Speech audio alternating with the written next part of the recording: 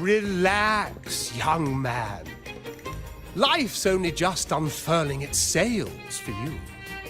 Why sit there like one of those dour statues in the Order's halls? Don't be afraid to show a little spark. I was just thinking about my future. Is Raguna truly lost to me forever?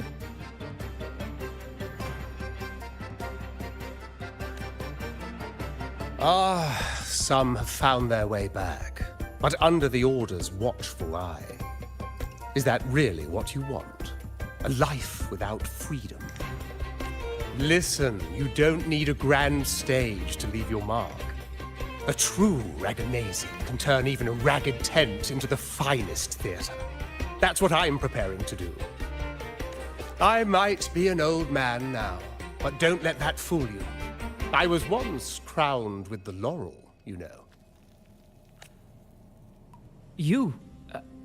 Are you Mr. Bardolino? In the flesh. Ha ha ha ha!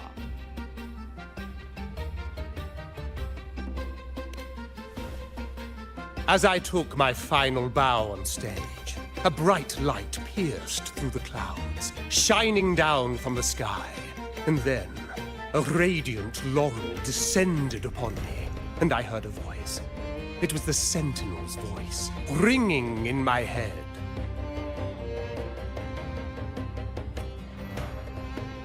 I asked them a question that had puzzled me since childhood. The ultimate philosophical riddle. What should I eat tonight?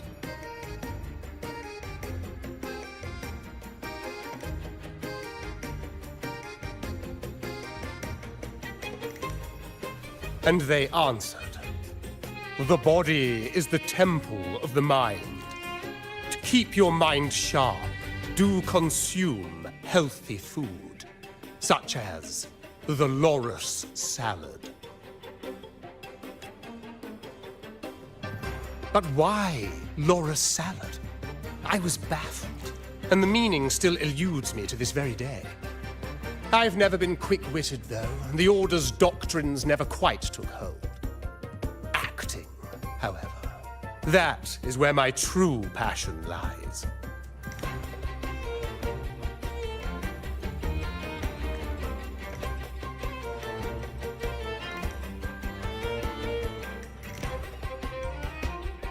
But why did a blessed laureate like you get banished by the Order?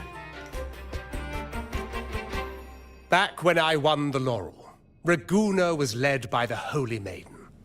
She promoted all sorts of grand celebrations during the Carnival, an unceasing tide of revelry.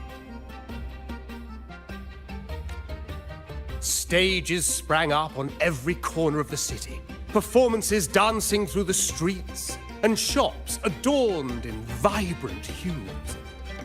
Even on rainy nights, you could still hear music playing in the square. Some performers wove their critiques into their acts. Sharp as she was, the Holy Maiden noticed. She refined city policy with each whisper of dissent.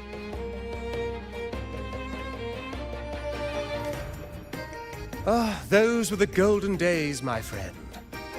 The Holy Maiden once said that if she were to leave this world, she'd want no majestic tomb or a solemn funeral, but the grandest carnival as her final farewell. And then, she really did leave us.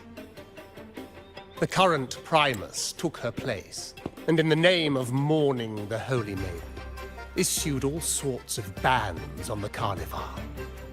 But is that really what she would have wanted? The Order's grip tightened, and the Carnival performances were reduced to dull, monotonous shadows of their former selves.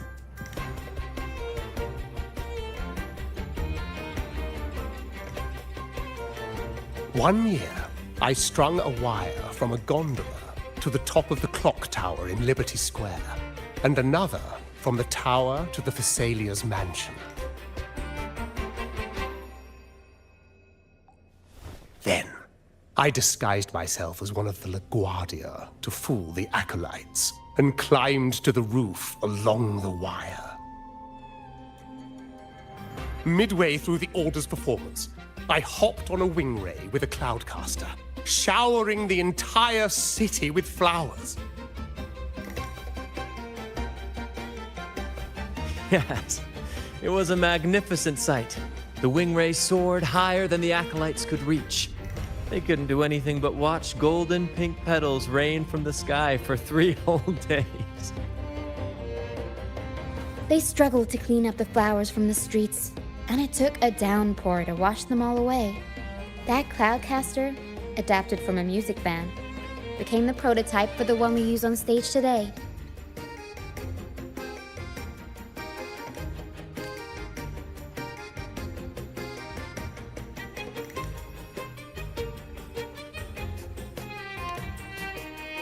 But that's all in the past. To this day, I'm still not sure what crime they pinned on me. Maybe walking the wire without protection? Anyway, I'm just an old relic now. But you lot, you're the main characters of this era, facing down every obstacle with fire in your bellies. But isn't our fate already sealed? Without the so-called salvation the Order preaches, we're doomed to our banishment. Just lost souls, dying in obscurity. Life is short, and we weren't born just to atone. The Order may banish us, but they can't take away our right to sing.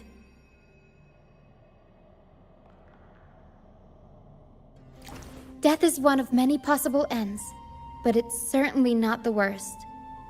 Perhaps being forgotten is what the Order wanted for us.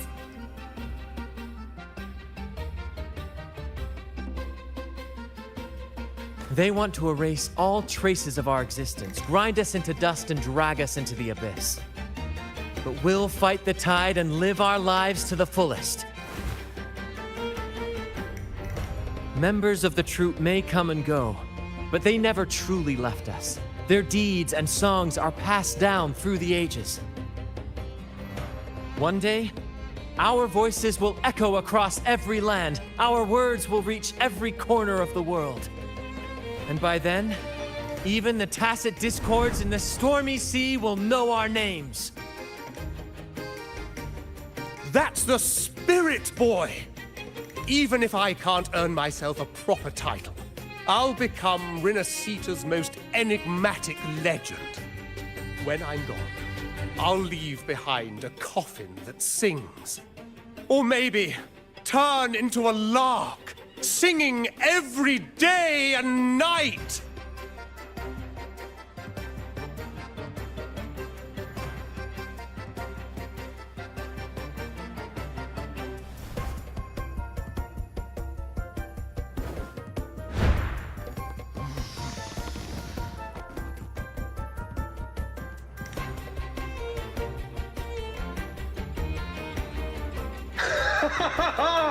What say you, Brad? Do you like this stage design? It could be used for this year's Carnival.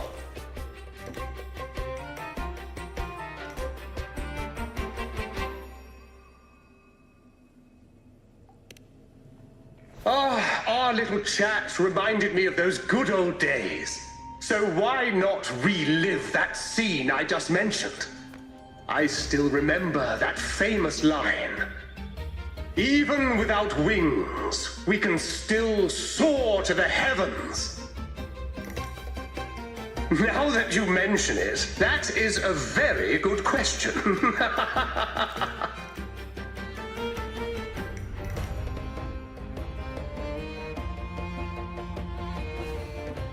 Please don't mind him. We like our performances big and bold, after all.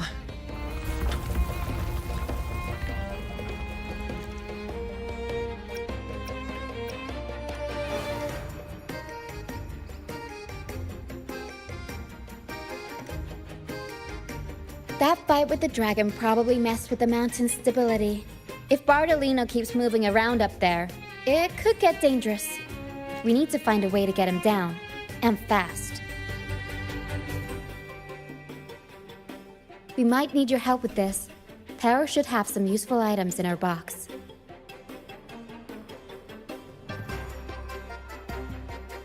We've got a cloudcaster that can conjure up some fluffy cloud cushions.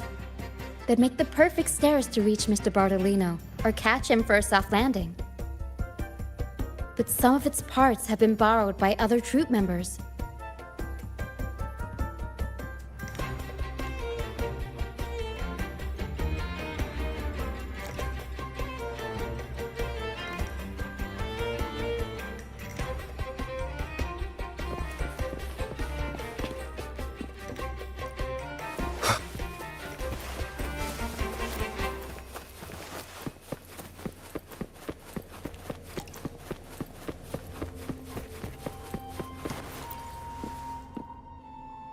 Sailors cheer as hearts ignite. Soon, we'll break the Cloudcaster. Oh, I use its base as a desk. Our first mate lent it to me so I could write more comfortably. Here it is. Careful, it's heavy.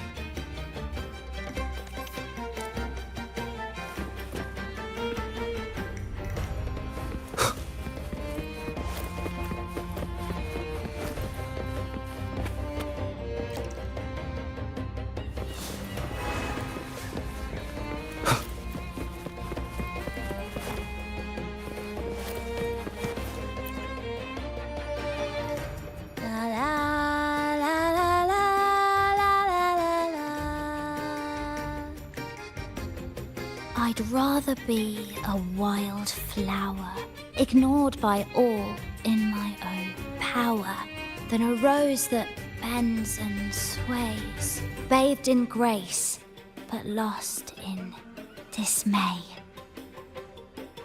Cloudcaster. It does ring a bell. Here, the resonance unit. It helps me find the right pitch and rhythm. Works like a charm. You should...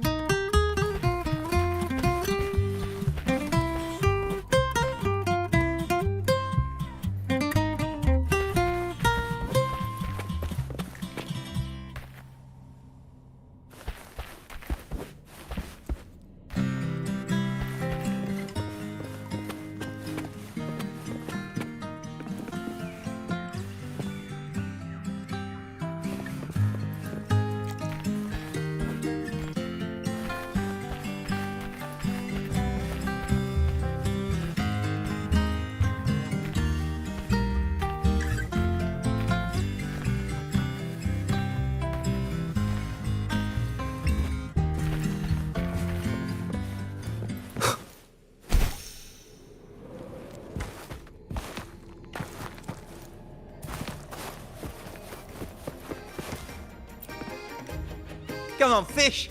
Come to my net. Yeah, I borrowed the reel for me fishing rod.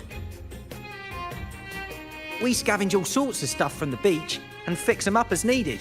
Nothing goes to waste. Don't be fooled by appearances. This... Good. We have all the parts now. Time to work, Pero.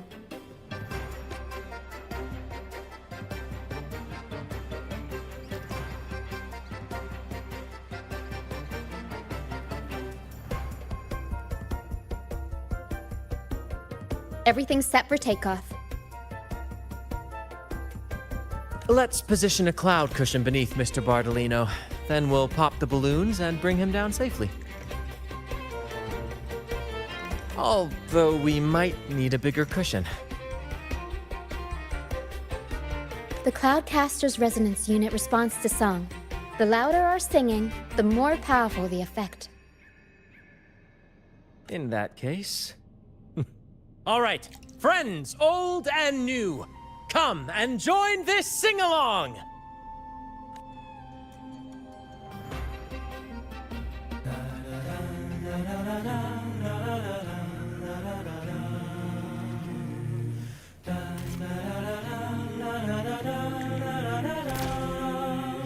Bullseye! How about showing off that aim again with the rest of the balloons?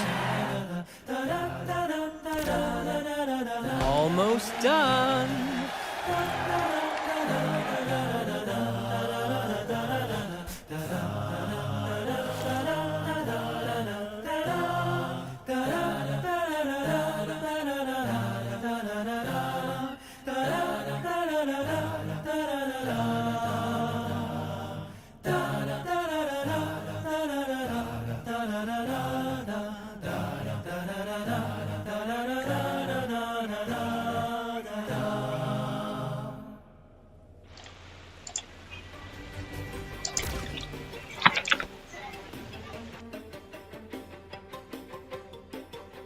Oh, thank you, dear boy.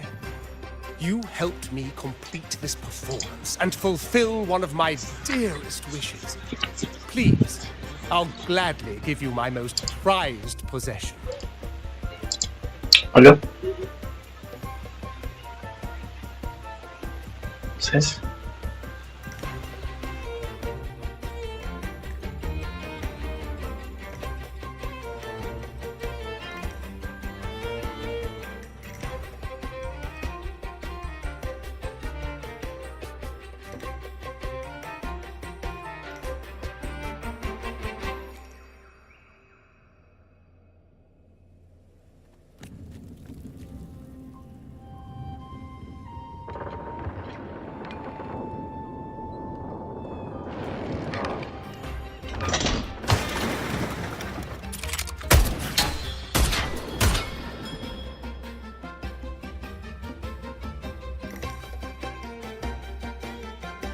Apologies for my late arrival to such a magnificent performance. Did I miss anything?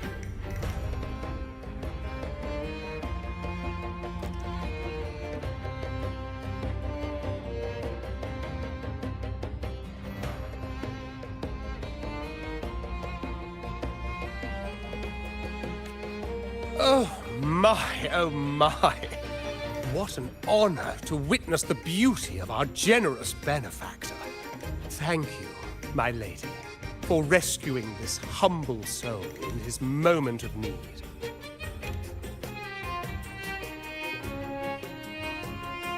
You flatter me.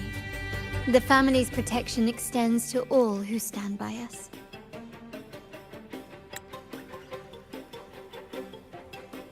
Might I say what a pleasure it is to see you again, Miss Carlotta. You have my heartfelt gratitude.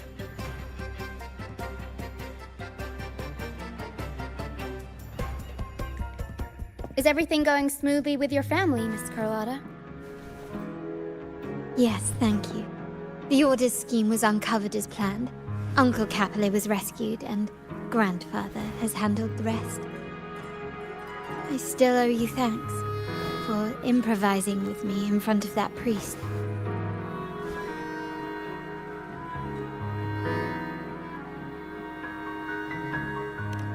You've got a sharp mind.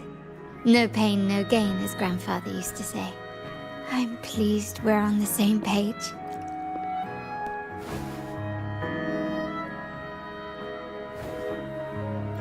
Your kindness is much appreciated. The Montellis won't forget this. In return, I'll share everything I know.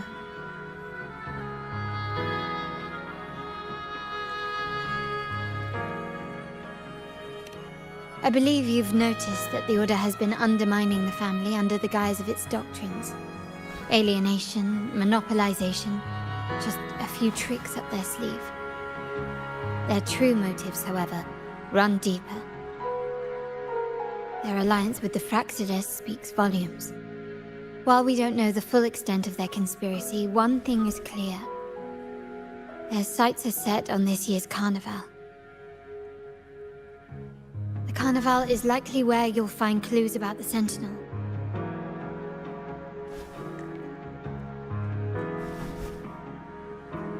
Legend has it that the Sentinel, Imperator, has been secluded in the heavens, cut off from the mortal realm.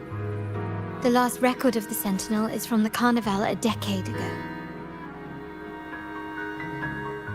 At that time, the entire city was shrouded in mist. Ghosts roamed the streets, a dragon roared from the sky, and a sea behemoth raged, summoning towering waves. Do any clues come to mind?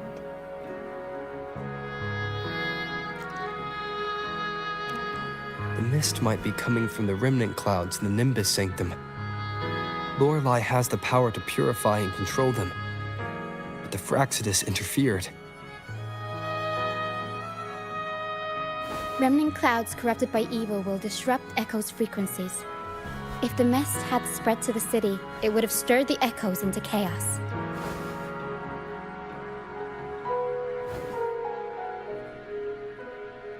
We are lucky that you and Zani, along with that acolyte, awakened Lorelei in time. You prevented the mist from spreading and averted the wave-worn. The Fraxidus must still be licking their wounds. At that time, the entire city was shrouded in mist. Ghosts roamed the streets. A dragon roared from the sky, and a sea behemoth raged, summoning towering waves. Do any clues come to mind? The Montelli traders used Lycoris in experiments to turn echoes back into tacit discords. If they were successful, the ghosts seen 10 years ago may have also been created this way. Ghost is just a dramatic name given by the Raganazi for tacit discords. They look nearly identical to echoes, especially in the mist.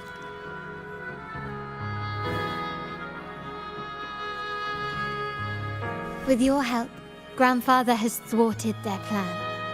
No corrupted echoes will appear at this year's carnival.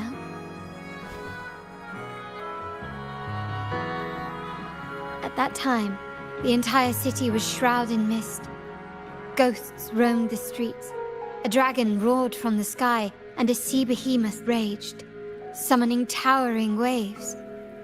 The Order has allied with the Fraxidus to control the dragon. From what I saw when I connected with its frequency, they might be planning to command it to attack Raguna during the Carnival. After the tacit discords took over this isle, the Order used them as an excuse to forbid any entry. It might be their way of concealing the dragon's existence.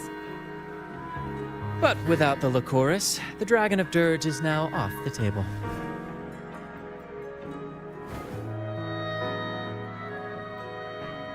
At that time, the entire city was shrouded in mist. Ghosts roamed the streets. A dragon roared from the sky, and a sea behemoth raged, summoning towering waves. Do any clues come to mind? The remnant clouds spreading, experiments to turn echoes, and the dragon's manipulation. The Order plans to recreate these disasters at this year's ceremony. The Order and the Fraxidus are allies. To prevent the Carnival's sabotage, we must stop them. But what is their motive?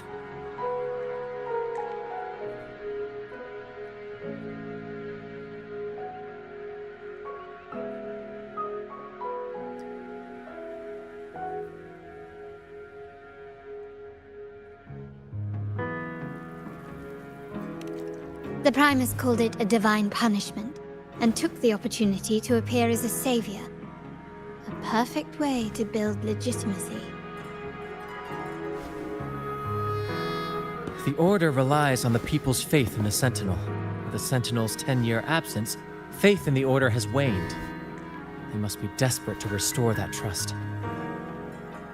It is for this reason that the Order has been forced to revive the festival.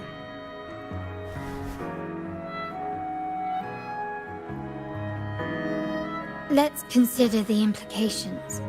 If the Carnival proceeds unhindered, how would it affect the Order?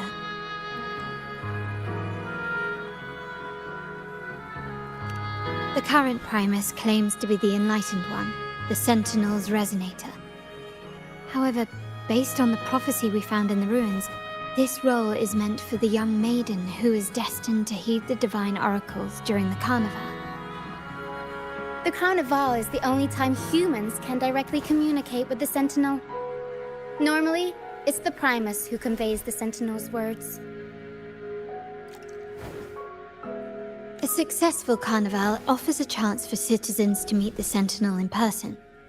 But for the Primus, and possibly the Order, it poses a threat if they've been fabricating the oracles. To sabotage it while still maintaining their authority, they partnered with the Fraxidus. The Fraxidus will cause chaos during the Carnival, and the Order will swoop in as the saviors, restoring public trust just as they did before.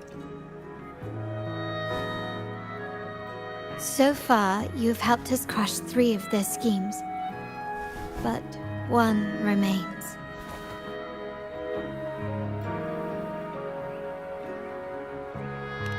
We have evidence that the Cetus is being manipulated, and the Fraxidus are setting up their final plan. With their whereabouts unknown, we'll need to adapt our strategy as the Carnival unfolds. From what I've noticed, you're not one to act passively or pin your hopes on others. You prefer to strike first and steer events in your favor. Winning the laurel might give you the chance to talk with the Sentinel. The Sentinel's Resonator may also be present, so...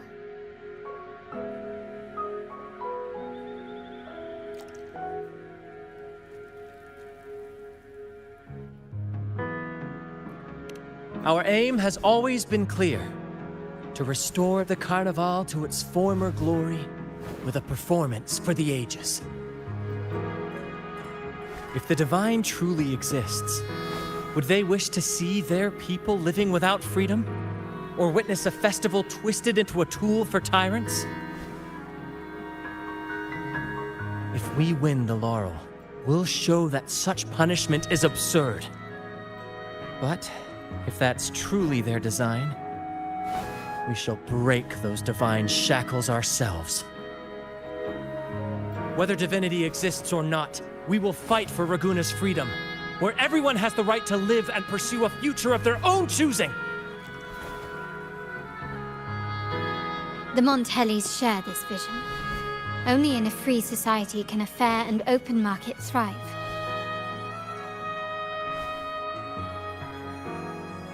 However, the troop alone is too weak. The family is under close watch and our enemy hides in the shadows. We need your strength to find our way forward.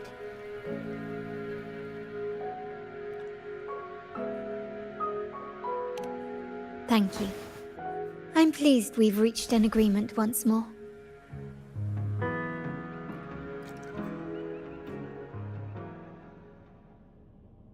All right. What should we do now? Any plans? Since the Order intends to sabotage the Carnival and incite chaos amongst the guests, confronting them directly only plays into their hands. You've seen the troops' unique approach to combat, haven't you? That's precisely why we're allies with them. We will turn any disturbances into a theatrical performance. I can see our friend here is still a bit confused. No worries, my dear boy. We'll have a quick rehearsal before the Carnival begins. Speaking of which, Ms. Carlotta, would you honor us by joining our performance? Me? I do have some stage experience, though I must confess I may be a bit out of practice. We don't know what challenges we'll face, so your help will be needed, Miss Carlotta.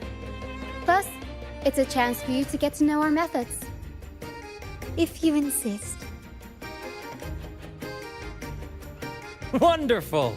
As the festivities continue, if you're both ready, please join us on the stage of the troop liner.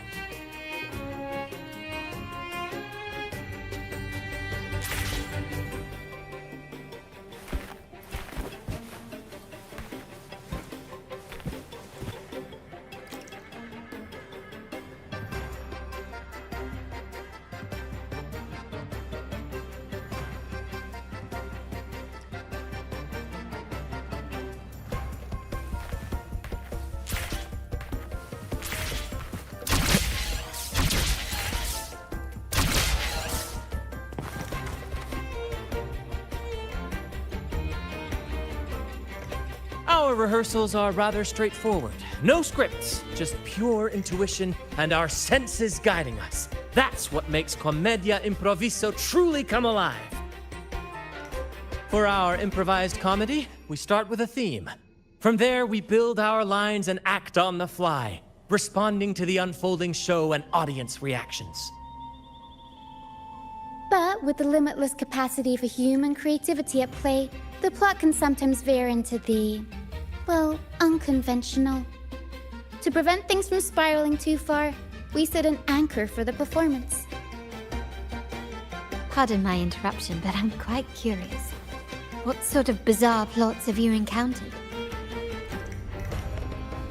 Well, something like a humble craftsman from a small town sets sail on a rainy night, stumbles upon ancient ruins, is reincarnated with superpowers, and then decides to conquer the galaxy, becoming the Emperor of the Stars.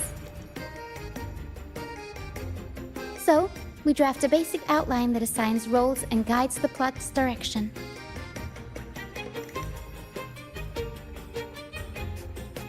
And this time, our outline is: a kingdom is attacked, monsters run rampant, and the Demon King has kidnapped the Holy Maiden.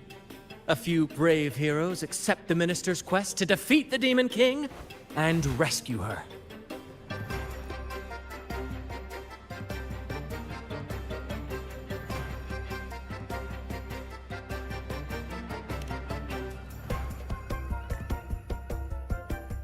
This outline holds special meaning. We want to pay tribute to the play once performed by the Blessed Maiden herself, which was also about a hero facing a Demon King. Good people have their wishes fulfilled, heroes appear in a time of crisis, justice triumphs over evil, and united friends are undefeatable.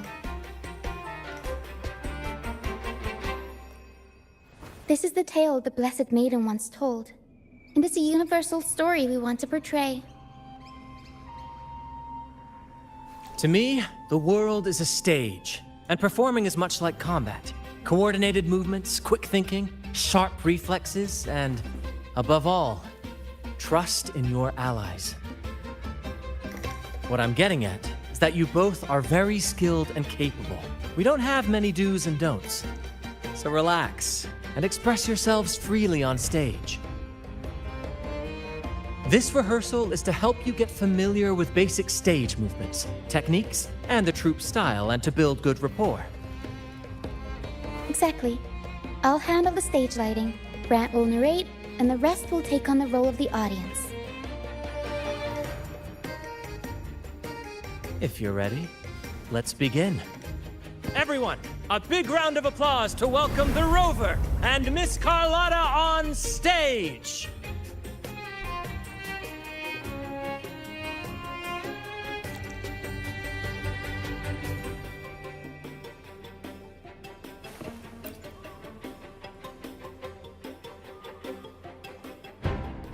All right, next I'll spin the prologue of our tale, setting the scene for how our brave heroes first crossed paths. Once upon a time, a hero roamed the world. Undaunted by the lack of a divine vessel, he embarked on a perilous journey across tempestuous seas. Alone in the dark, a young girl of untethered spirit soared against towering barriers with wings of defiance. The winds of fate brought them together.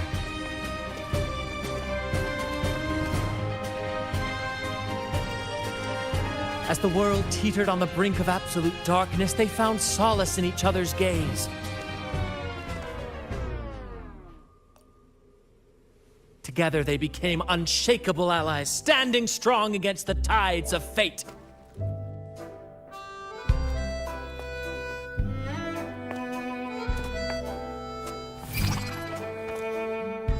Even if light were to fade from the world and the stars cease to shine, they would still blaze like the sun forever.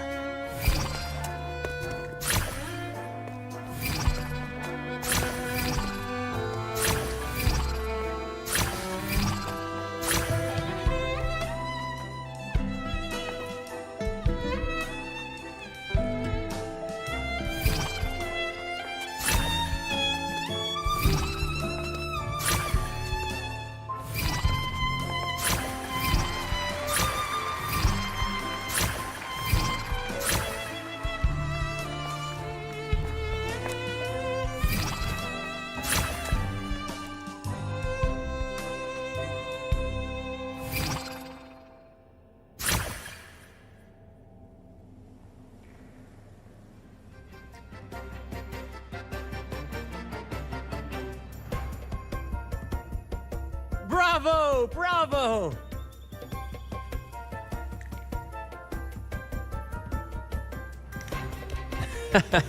Seeing your chemistry, I decided to take a little creative liberty with the story. Anyway, it didn't stray too far from the outline, right? The thrill of improvisation is in its unpredictability. There's always a rush of excitement with every twist and turn.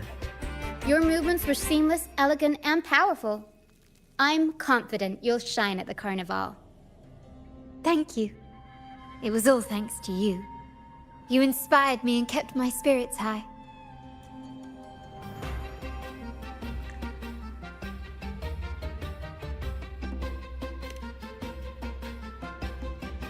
You'll master it in no time, I'm sure. All right, that's enough for today. Let's save the grand reveal for the Carnival. Oh, and speaking of which, there's still something we need to prepare for you, isn't there? You mean the essential item for the Carnival performance? Don't worry. I've taken care of everything. Oh, so it's handled then. I can't wait to see it. I have a small gift for you. Let's head back to Raguna together, shall we?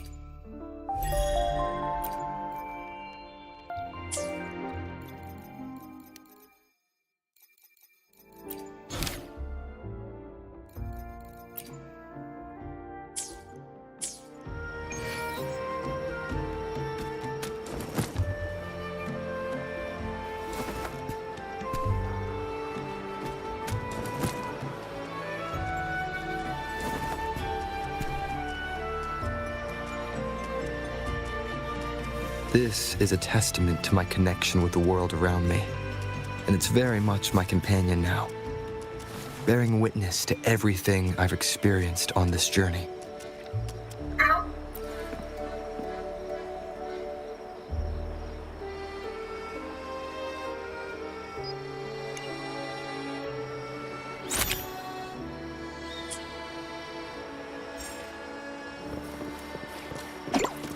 This way. Please, follow me. Where are we going? Please allow me to keep that a secret for now. I wouldn't want to spoil the surprise. But here's a hint. You've been there before.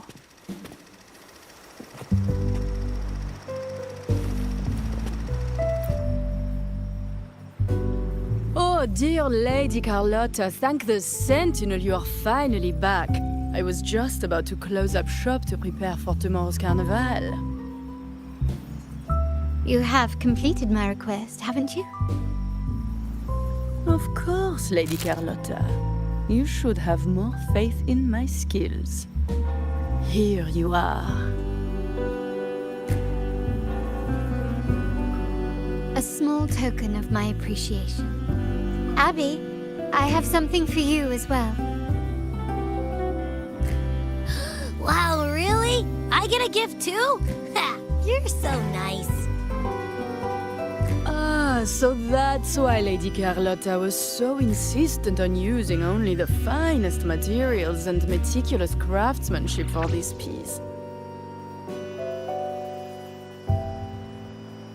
For a moment, I feared she lost faith in my skills and was plotting to hand over the shop to someone else. But now I see why this little creation was so important to you, Lady Carlotta.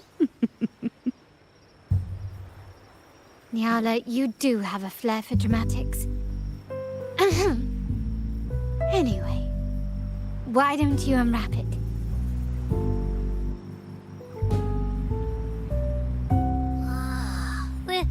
This is...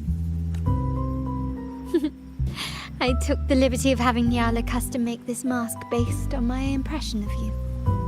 I hope it suits your taste.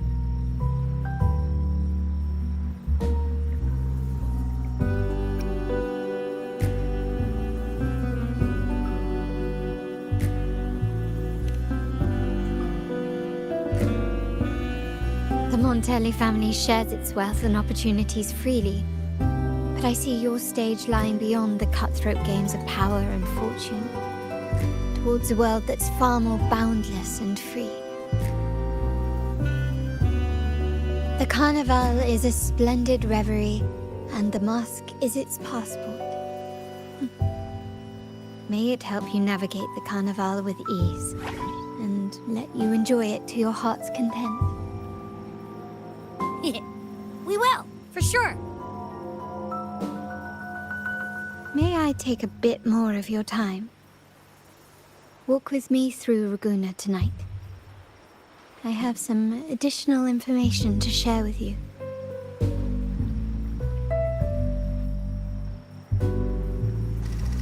Raguna, the Tempest.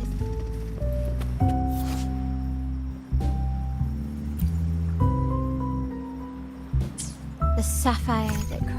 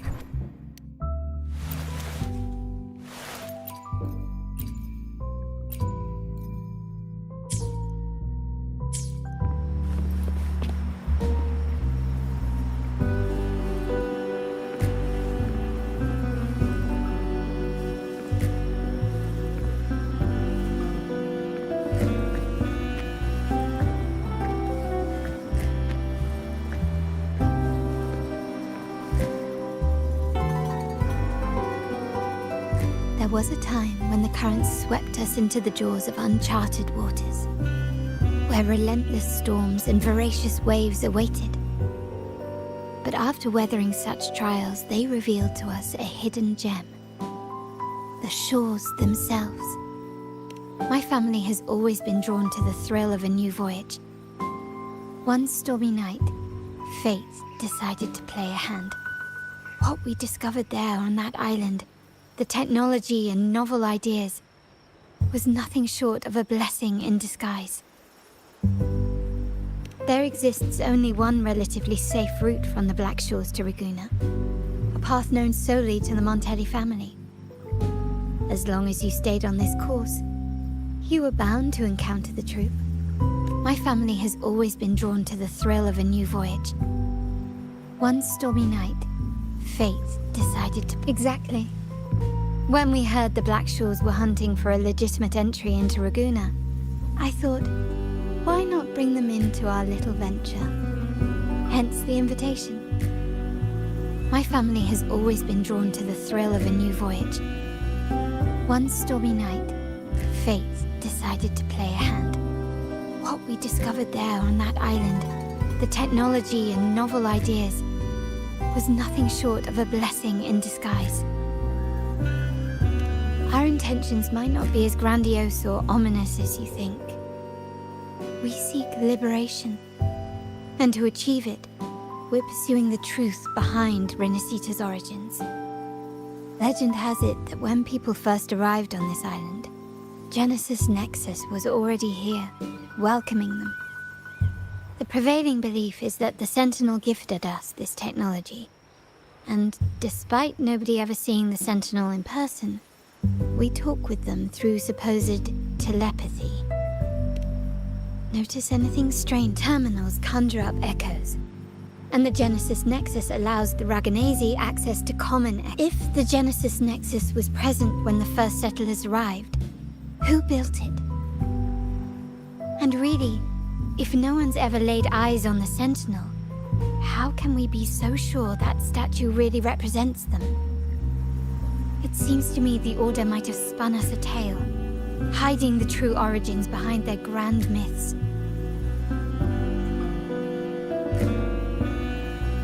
No, we have no ambitions to rule or to renounce our faith. And really, this city should not be ruled by any one entity. The hour grows late. I have arranged accommodations for you at Palazzo Grotta in the south. Let us walk there together, and I can share a story along the way. Think of it as a bedtime tale. I learned it from the troupe. It's about Fleur de Lis, the Blessed Maiden.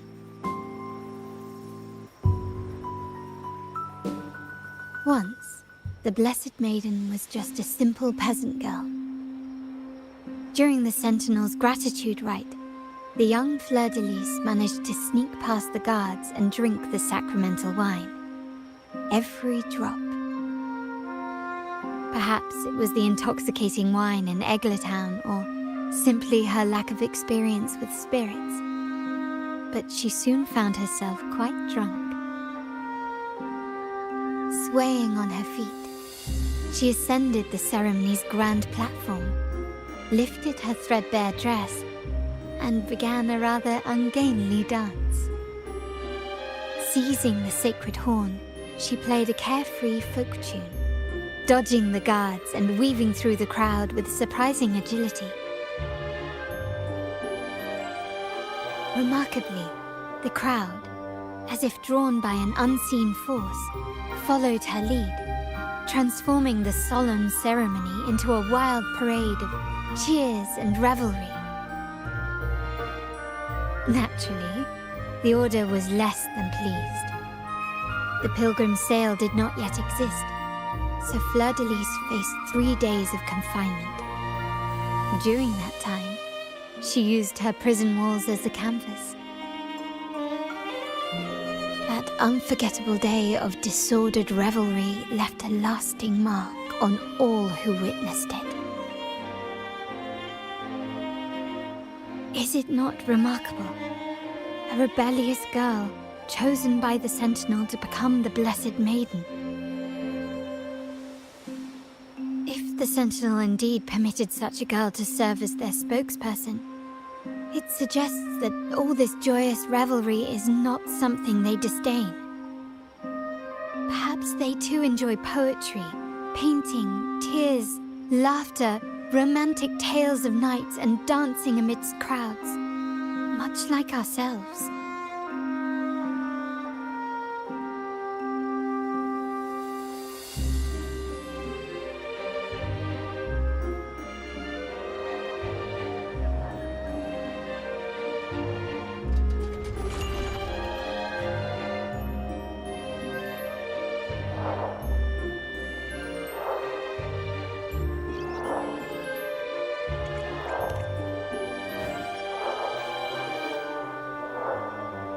The people of this island came from diverse civilizations now lost to time. But through plays and tradition, they sought to preserve memories of their heritage. In the past, while the clash of cultures led to conflict, the Raganazi united through faith, restoring balance even if precarious.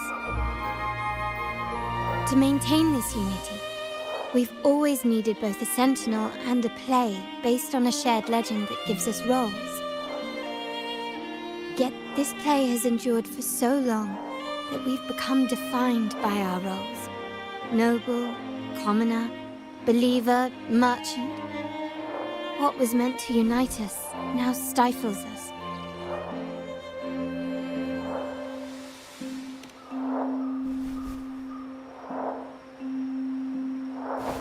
Now, we yearn for a day when we can truly set aside our titles and positions, express our true selves, and join together in celebration.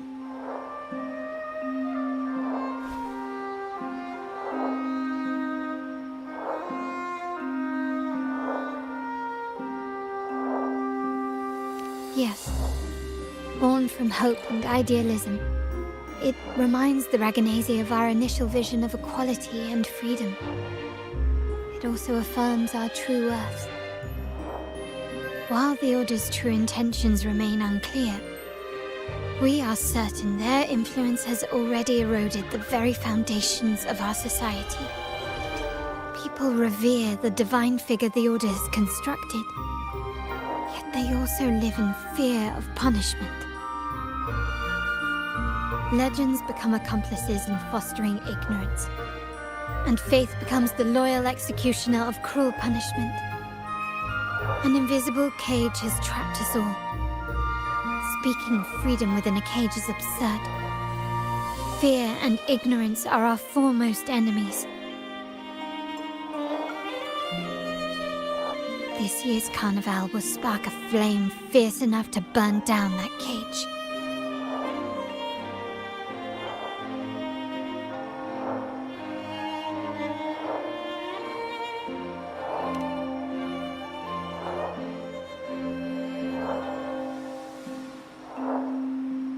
Rest well, and tomorrow we shall take the stage together at the Carnival.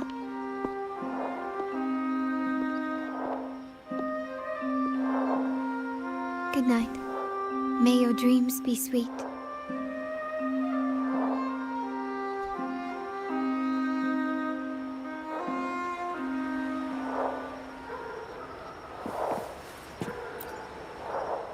Rest well. And tomorrow, we shall take the stage together at the Carnival. Good night. May your dreams be sweet.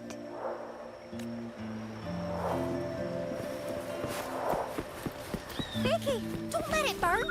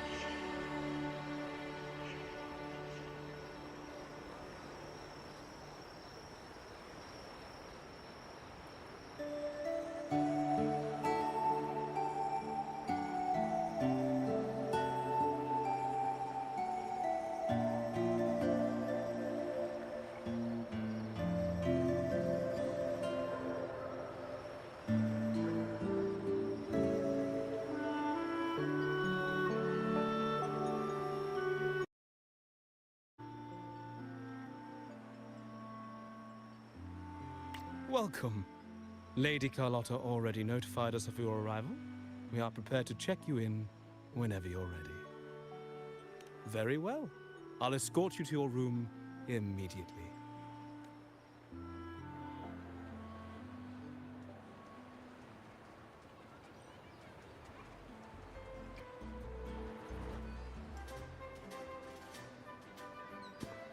Wow! Is this real? Pinch me!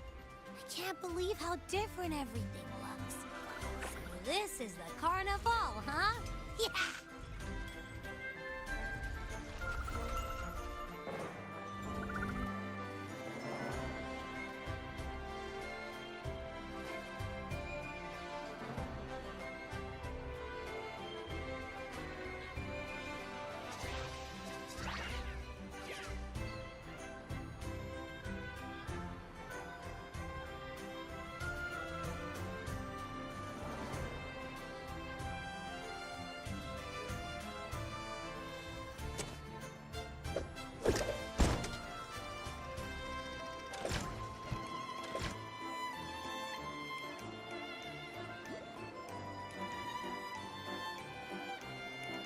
Wait to explore.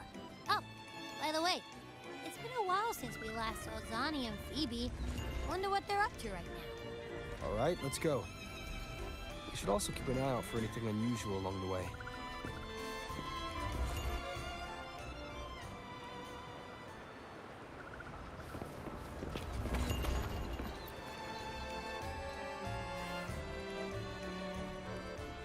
Miss Margarita, is the order ready yet? Yeah, I was about to say, I have been waiting quite a while. Sorry, we're swamped with orders. Becky and I are doing our best, but it's a bit chaotic. Becky seems to be having some issues too. No need to worry. Let me take a look.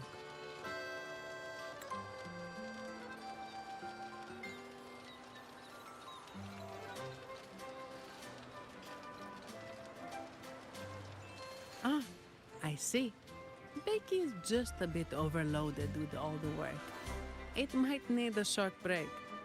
Oh, good morning, my friend. I'd love to, really.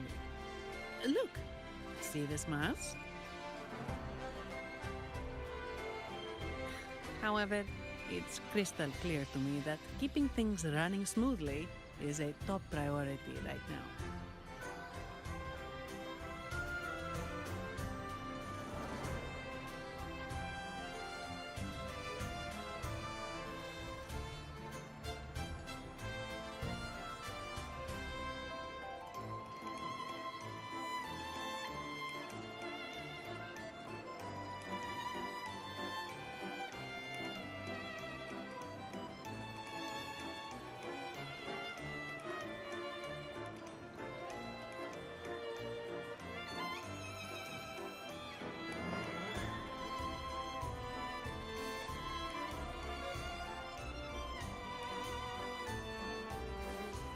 Lady Carlotta has already briefed me on your plan.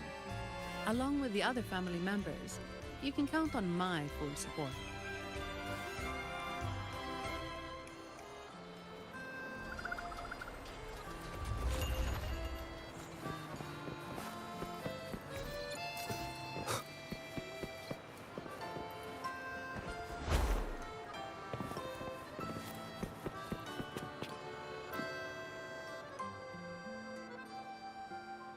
Is that Seamoss from the Pioneer Association?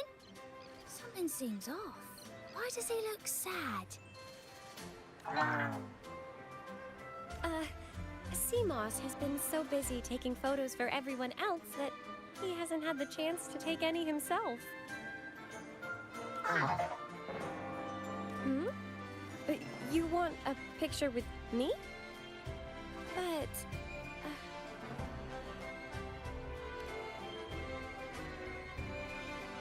Oh, hello.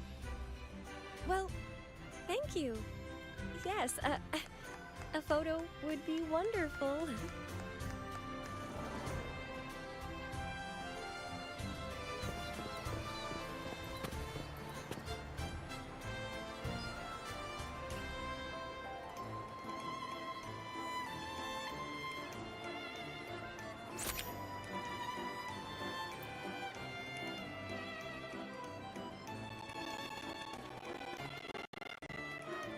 Rover Lady Phoebe!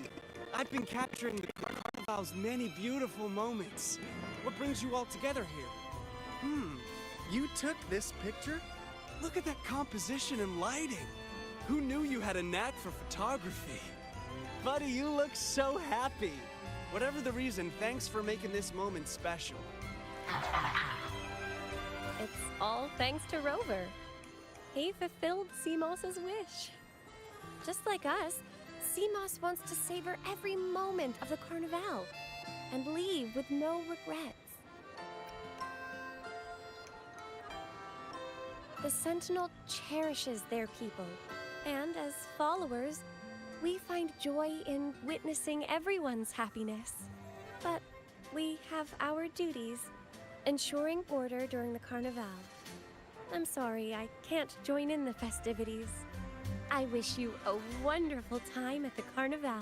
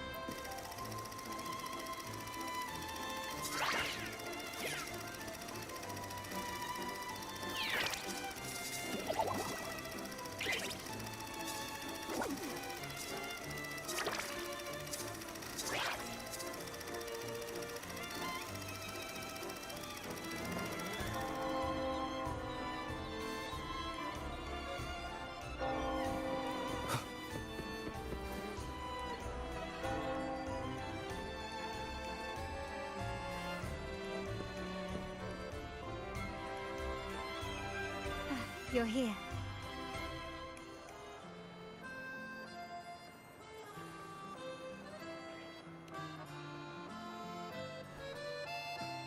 For the Raganazy, the Carnival has always been an occasion to revel with abandon.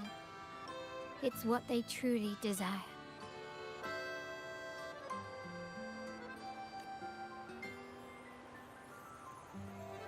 The family is prepared. They'll support our plan should the need arise.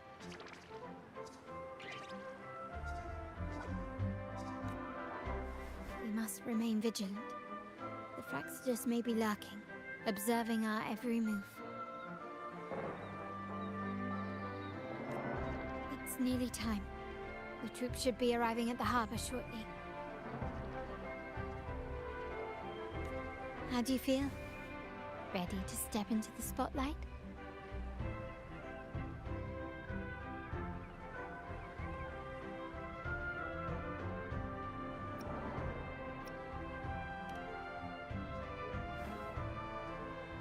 Excellent. We have the skills. Now it's all about improvisation.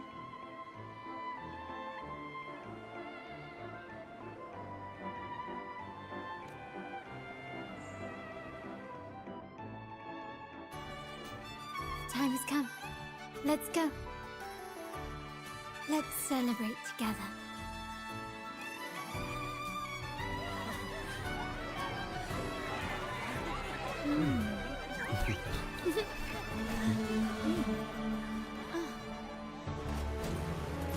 When freedom is unchecked, the insidious evil of division takes root. People of the Sentinel, do not lose yourselves in these fleeting pleasures. Remember what unites us all.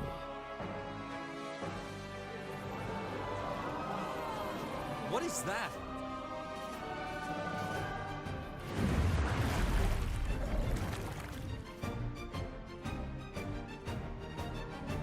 Friends! Why lead a life of restraints?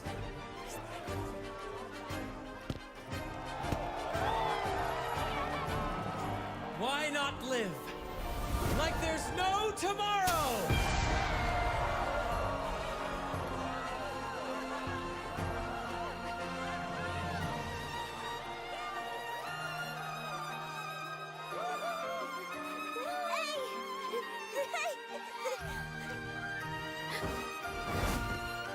my walls fall fast. All you free spirits, join us to set sail again!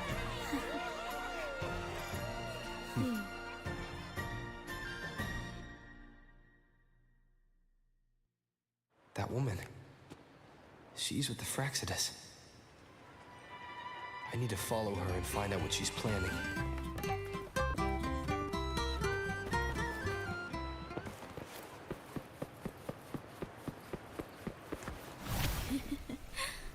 Right this way.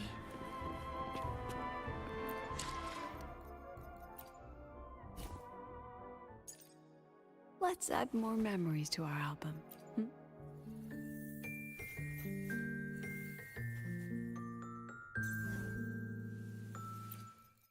I alone will do Today, Anything I can help. the divinity may for the power to split and merge. I shall have no one.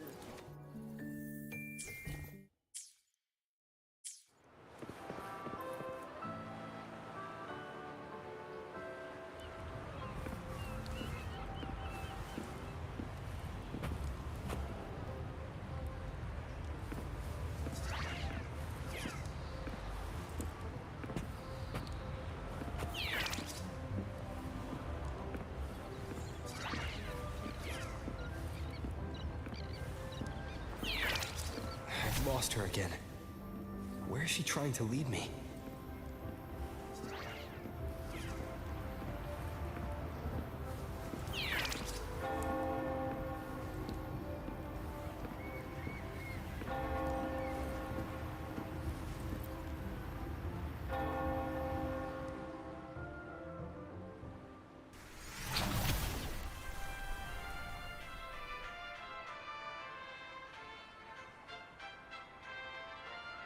Ah, we've arrived. Such a small world, isn't it? Oh, what an honor to be remembered. Let's continue our conversation somewhere lively and grand. A place worthy of the Carnival, not some dreary, dull corner. Decadence, indulgence. That's the Carnival. A vivid daydream and grand illusion for all.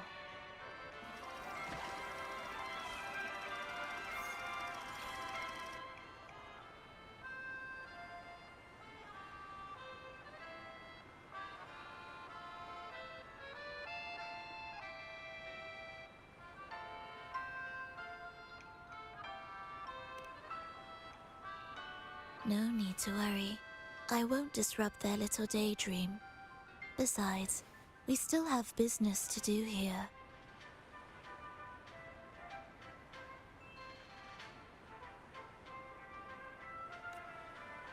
Now that you know what makes the Sentinel so unique, you should know we seek the same thing. That extraordinary resonator. How about I share a little story with you? A gesture of goodwill for our cooperation. Now, patience is a virtue. A story is best enjoyed with a captivating performance, and this stage is perfectly set for it. We're simply spreading the truth through a tale. I'm certain it will pique your interest, so consider this a heartfelt invitation to you and your companions. Join us, pour your essence into this endless play, and use your humble strength to defy the raging current of fate.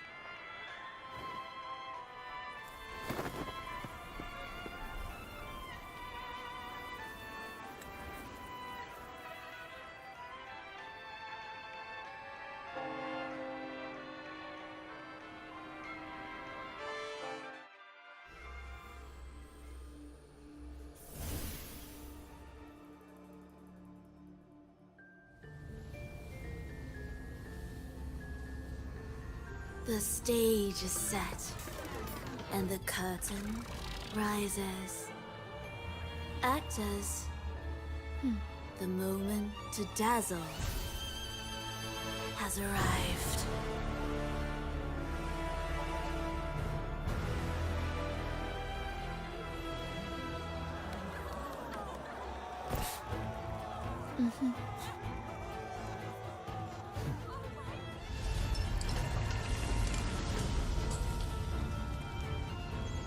The magic is ready to unfold.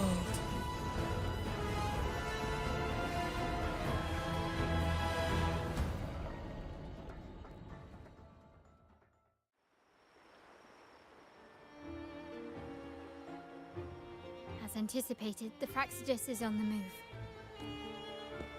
Now, remember the rehearsal we did yesterday? All our preparations have led to this very moment. She intends to use those Lycoruses to summon and control the Tacit Discords. If we destroy the Lycoruses, we can neutralize them.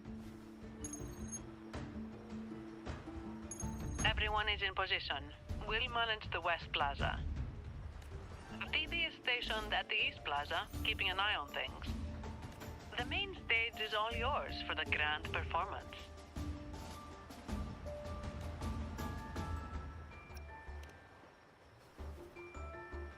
I'll take care of the lighting and create the mood to make the performance stand out. Leave that to me. Ready? The spotlight will be on you two.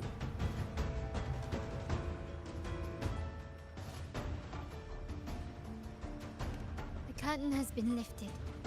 We can't keep our audience waiting. Then...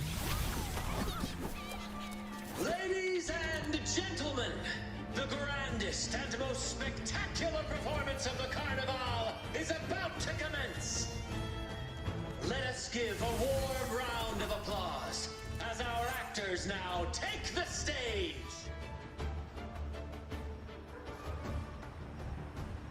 An unending darkness cloaks the kingdom as monstrous beasts ravage the land. The Holy Maiden has been captured by the Demon King, and chaos descends. But lo, two valiant heroes step forth, accepting the Minister's quest, vowing to vanquish the beasts and rescue the Holy Maiden.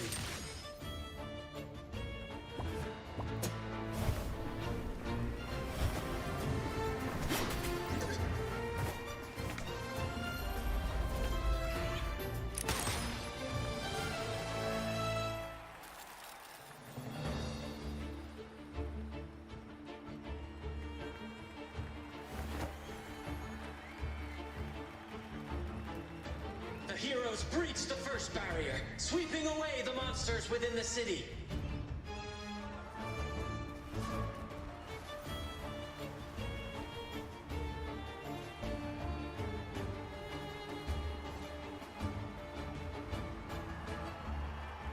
Now, they advance toward the Demon King's castle, where peril awaits at every corner.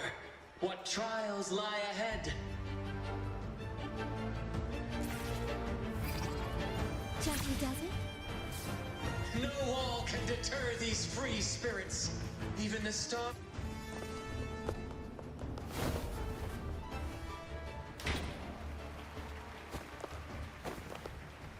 Exercise caution. New enemies have appeared. The Demon King unleashes its minions, long awaiting these audacious intruders.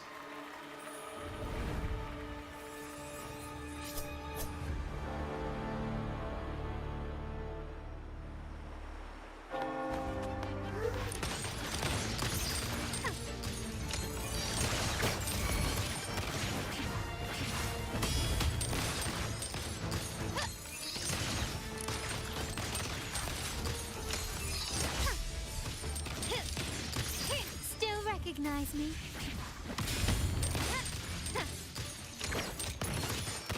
Quickly and swiftly. Swift and resolute. Hopefully this helps. Sounds Don't confront them head on.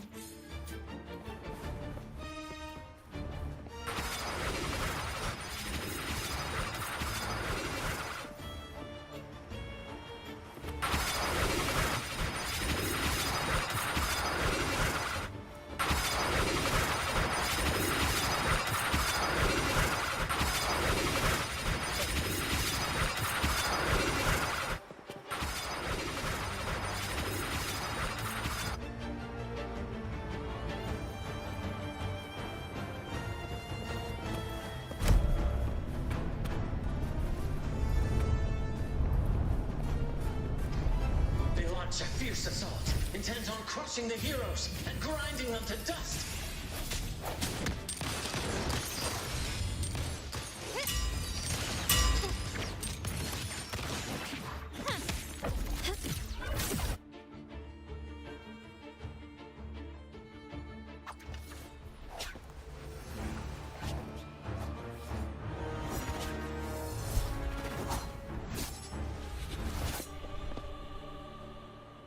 Watch out!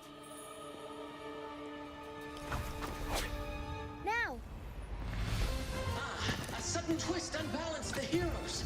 Then at this crucial moment, a mysterious figure enters the fray. A divinity sent emissary? Or a spirit from the shadows, perhaps?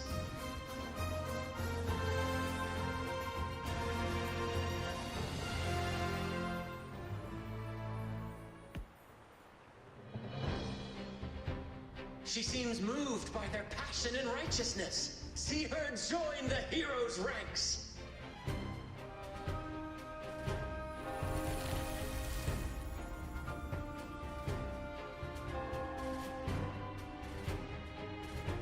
Ah, how delightful. I await your challenge, bated breath.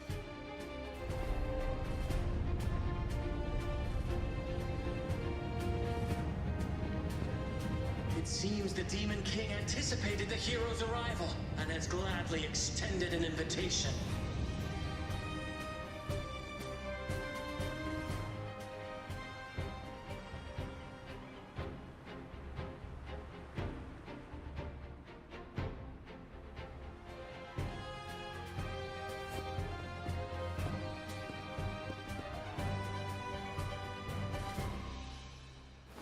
With unyielding determination, the heroes accept the challenge.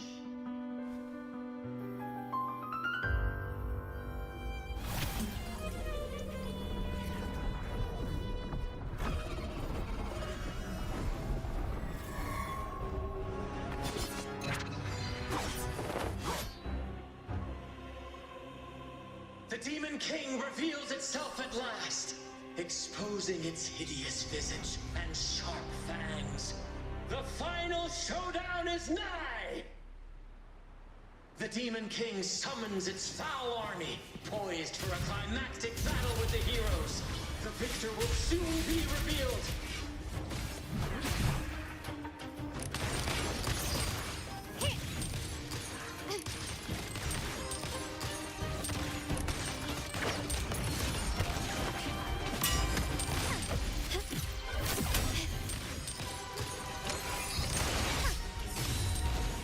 Not even close.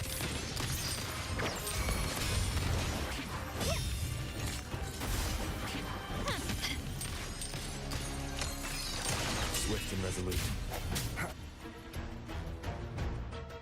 Amidst the clashing swords and the cries of the minions, the heroes face the Demon King.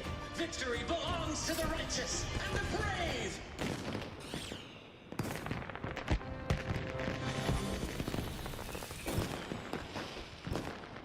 And now, we await the Holy Maiden's return. And so we arrive at the happily ever after, yes? But we do not live in a fairy tale. There is no playwright to script a happy ending for us. What lies behind the curtain is but a cruel jest, a dark satire.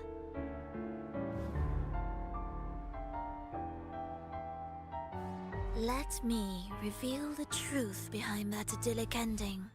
The Holy Maiden has long succumbed to darkness, drawing power from a heretical force and leading her people into depravity. And the minister, having uncovered this truth, has vowed to root out this corruption himself.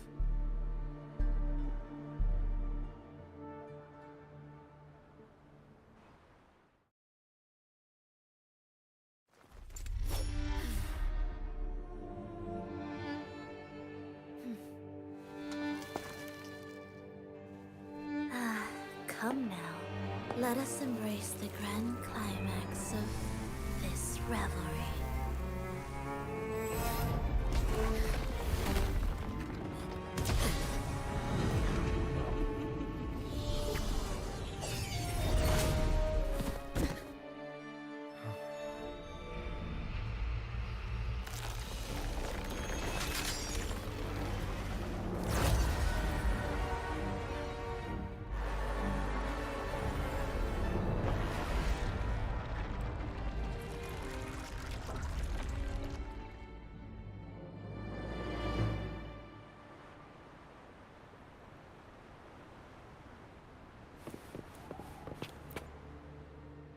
seems we've received another invitation.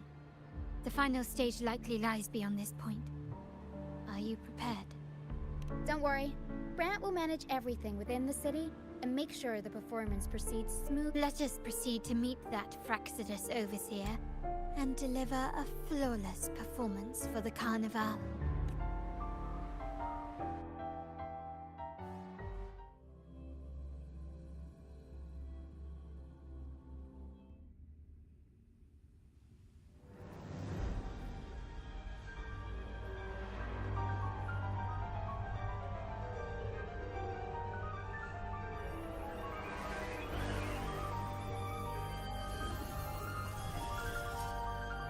The wildcat has sounded thrice, and the hedgehog four.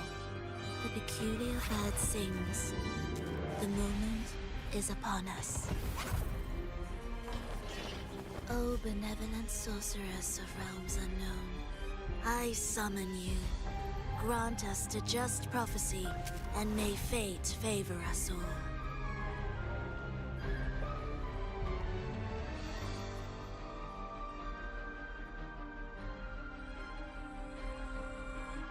The night veils the world in darkness, while the feast captivates all. Yet you remain clear-eyed amidst this revelry. The honeyed wine has clouded their senses and quenched their flames of avarice. Yet it has stoked your bravery and kindled the fire within your heart. I shall unveil the first prophecy and shatter these burdensome stones. Abandon the trifles of sentiment, and you shall ascend the throne. To achieve this, a sacrifice of fresh blood is demanded, a purge of the Holy Maiden and all heretics.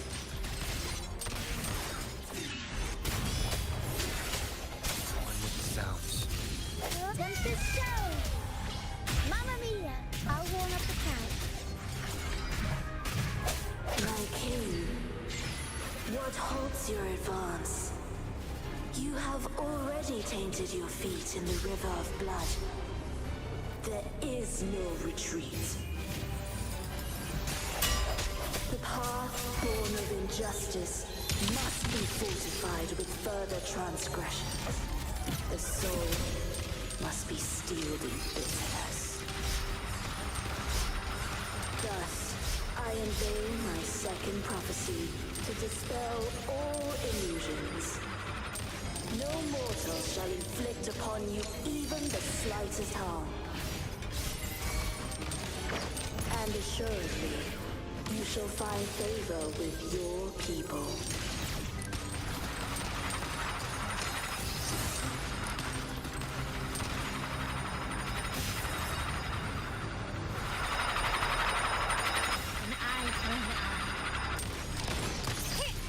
Swift and resolute. Strike one with the sounds. Absurd, impudent display.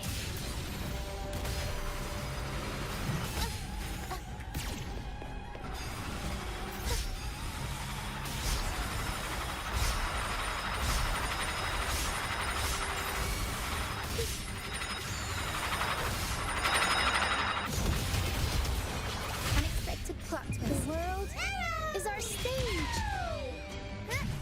Swift and resolute. No hesitation. The end has come.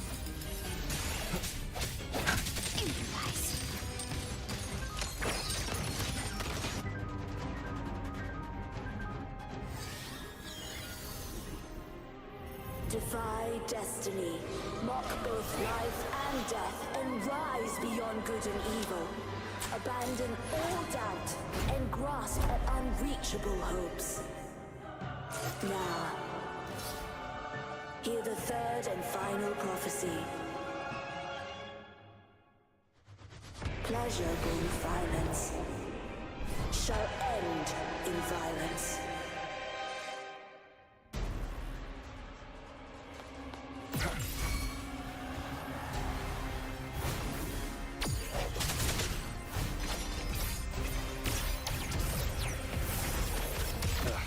That My compliments.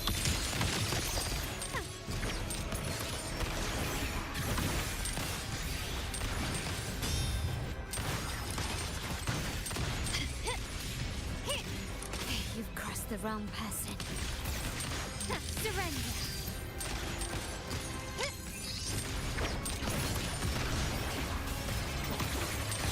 Time to part ways.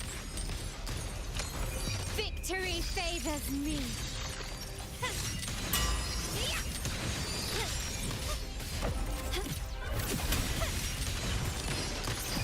In the name of the Montellis. Found your weak spot. Still recognize me? Aerial strike. Mamma mia. Romantic. Figurative. Every story needs an unexpected plot twist.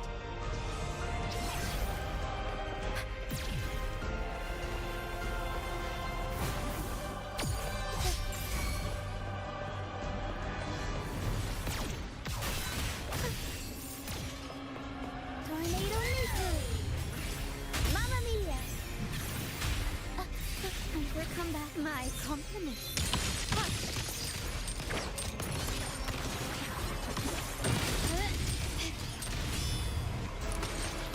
Such stubbornness. Still recognize me? Is that it? I'm still standing.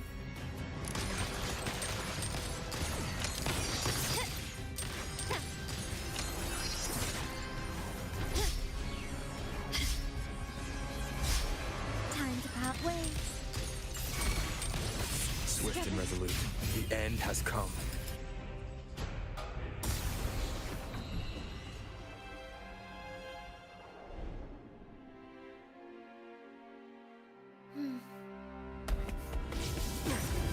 What a pity.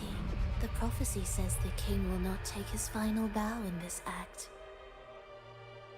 Reality beckons. Have you glimpsed the truth in this dream? 2 prophecies fulfilled, but the third? I await to see how you will rewrite it.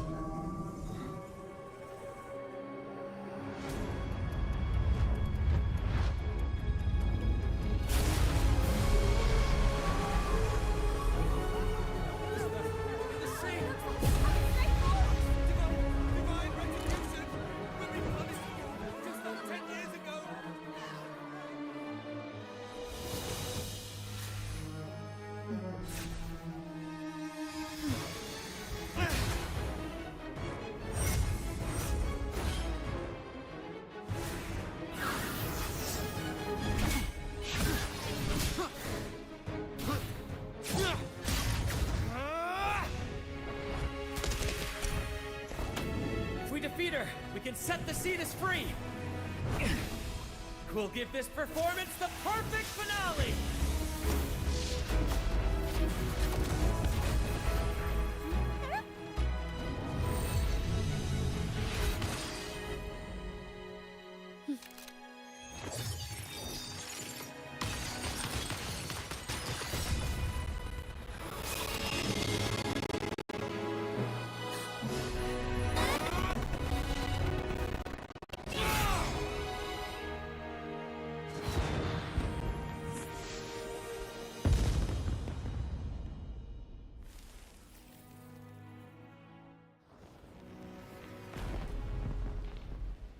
Splendid performance. It's almost time for the final bow, but the symphony between us has only just begun its overture.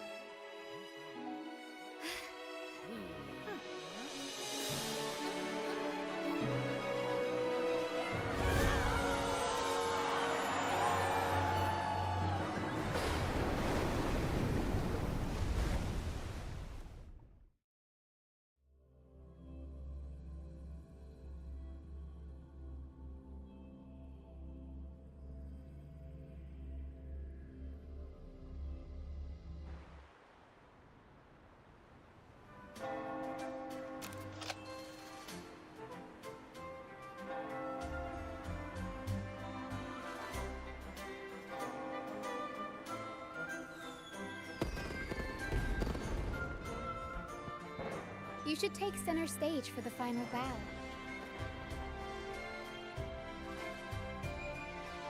Hear that? The thunderous roar of applause. Ah, it has been far too long. This is the true essence of the Carnival.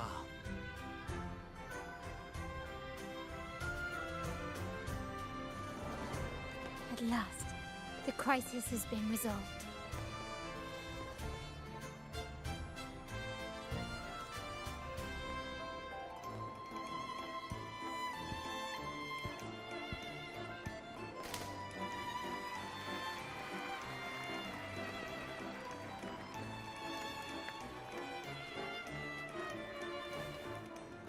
Lord Arbiter, I have heard thy call.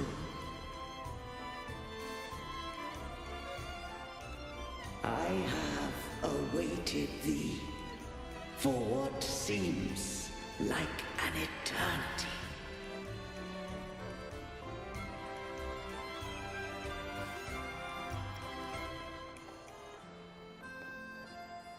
Lord Arbiter, I am ensnared. Beyond the clouds and among the stars, thou shalt find an inverted tower suspended in the sky. I am there, watching over Solaris from above. The lost doth wander briefly amongst thy kind. Seek her out. She too doth move within the fold.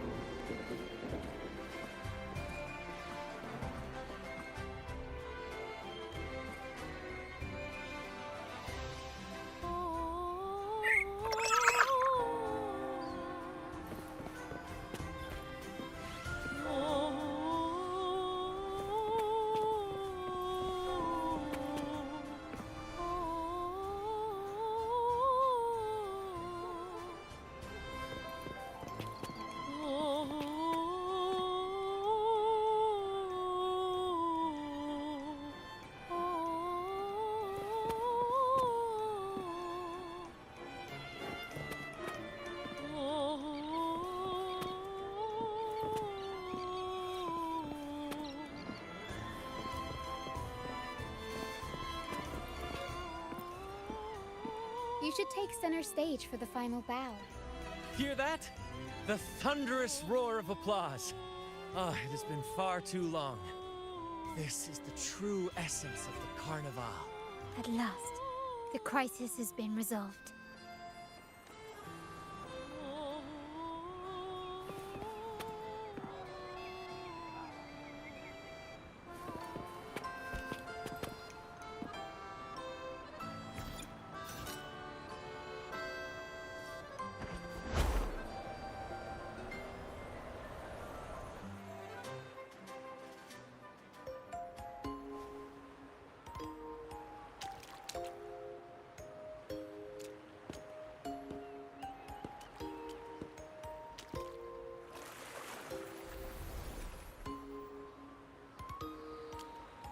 The next move is... Am I getting this right? It feels a bit off.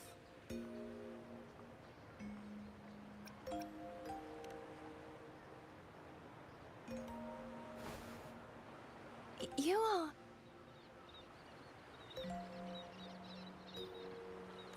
No, never mind. Anyway, your performance was splendid.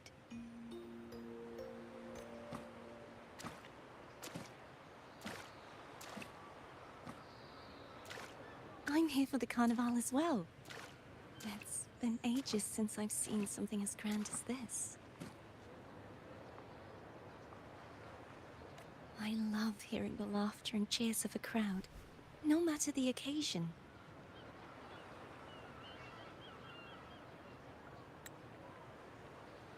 Kind stranger, could you show me those final steps from your curtain call?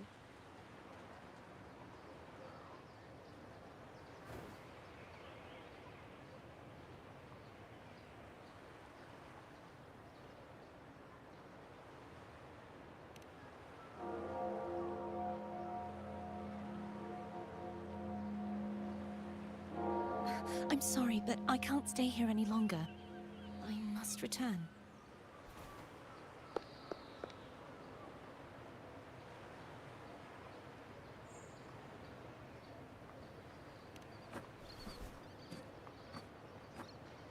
My name? It's... No. I'm Cartothea. Yes, that's right. Cartothea. Farewell, Laureate. I hope that someday I might stand on stage with your troupe. Are you all right? Some family members mentioned you were speaking to a wall. I'm worried you might still be under Frivola's spell.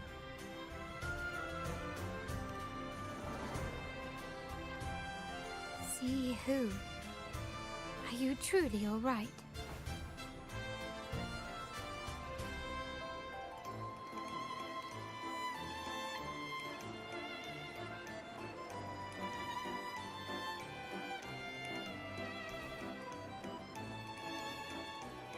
Here. I'll make a note of it. If she was indeed here, she is likely still in Laguna. I will have my family start searching.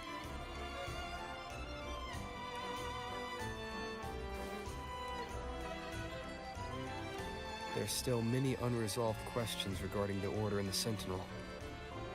We need time to sort through what we've gathered. Rushing into action now might only alert the Order's spies and disrupt what we've worked so hard to protect. You're right. Cartothea. I will have my family find out more about her. If we find out anything, I'll contact you, and we can discuss our next steps together. Until then, as you suggested, let's keep this carnival going.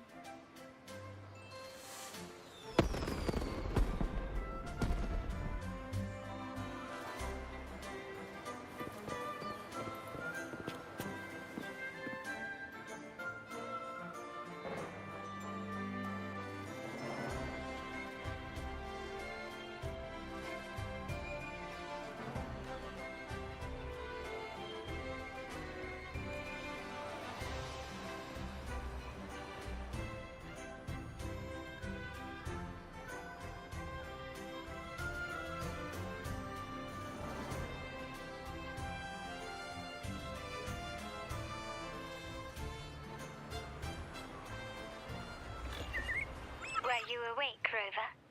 I trust you had a restful sleep.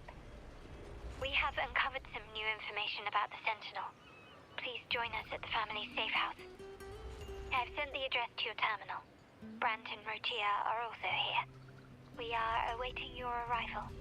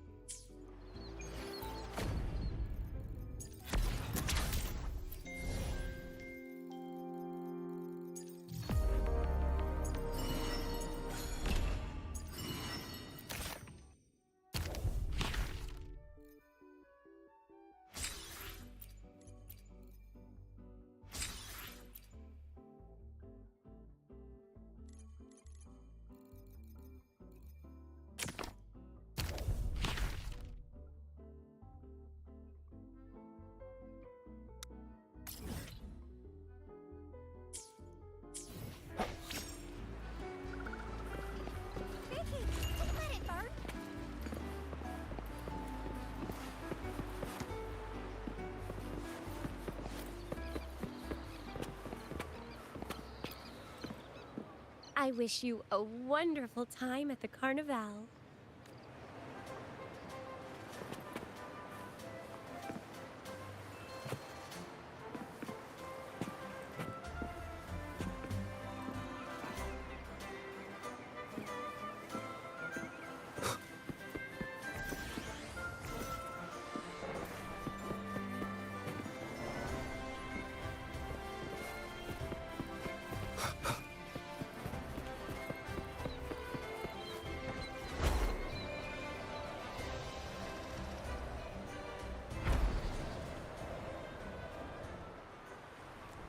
Wind, guide me.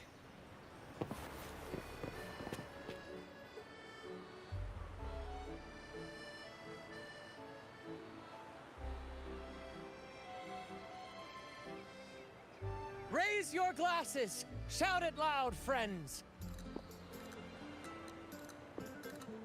To us! To the Carnival! And to our very own laureate!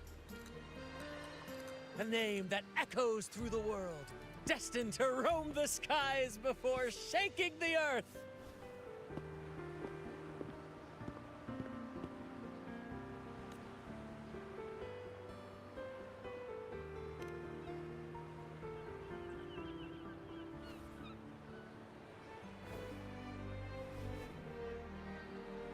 Don't be fooled by how he looks. Brant is already deep in his cups, drunk as a skunk.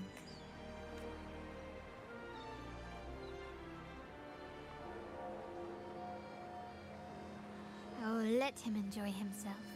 The taste of victory is still fresh, and after such a battle, we should celebrate to the fullest. Drink your fill, everyone. This round's on me.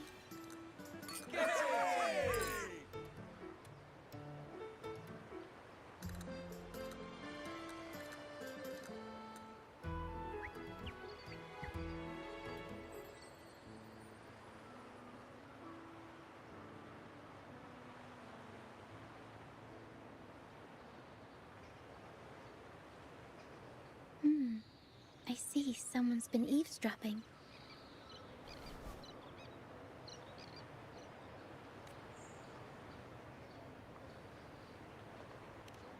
A devout acolyte wouldn't enter such a place without a good reason. The Montelli family is known for its hospitality, but freeloaders will not find us so welcoming. Friends, let's keep the mood lively!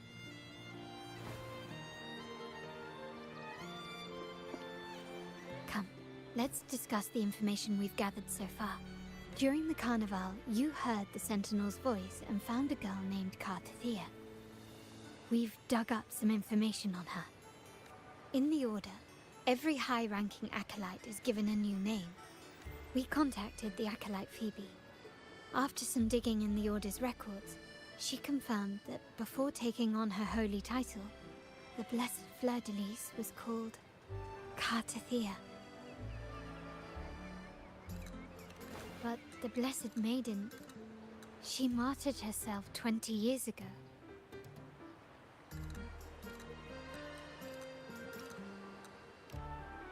The family will uncover the truth. The only remaining clue is the inverted tower you mentioned hearing about from the Sentinel. But even that feels elusive. Judging by your expression, you must have discovered something new, right? Do you recall what we learned from the stained glass in the tower ruins? There were two divinities at the dawn of Renacita. If one refers to the Sentinel, then the other, who could stand alongside them, might be the Threnodian. The two are undoubtedly linked, so uncovering one could lead us to the other. Remember Gilberto from the Physalia family? It took a lot to get him to talk, but we finally got some information from him. As he tells it, the Physalia family's long-revered deity is none other than Leviathan, the Threnodian from the sea's depths. It's hard to believe, I know.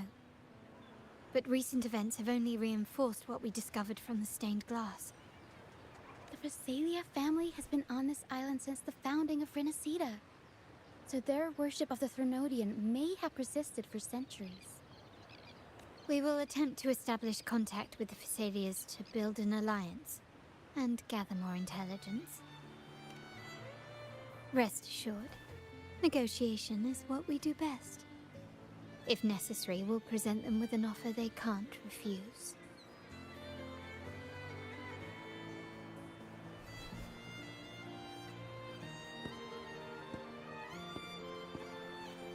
Excuse me for the interruption. Greetings, esteemed guest. The Primus wishes to invite you for a conversation at the Cathedral of Mercury. Would you be so inclined?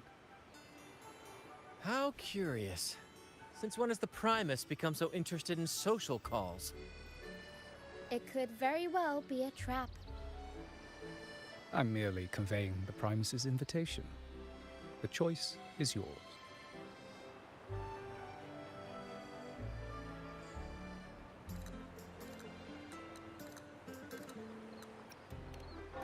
Remember, you're not alone. If anything happens, just let us know. Very well.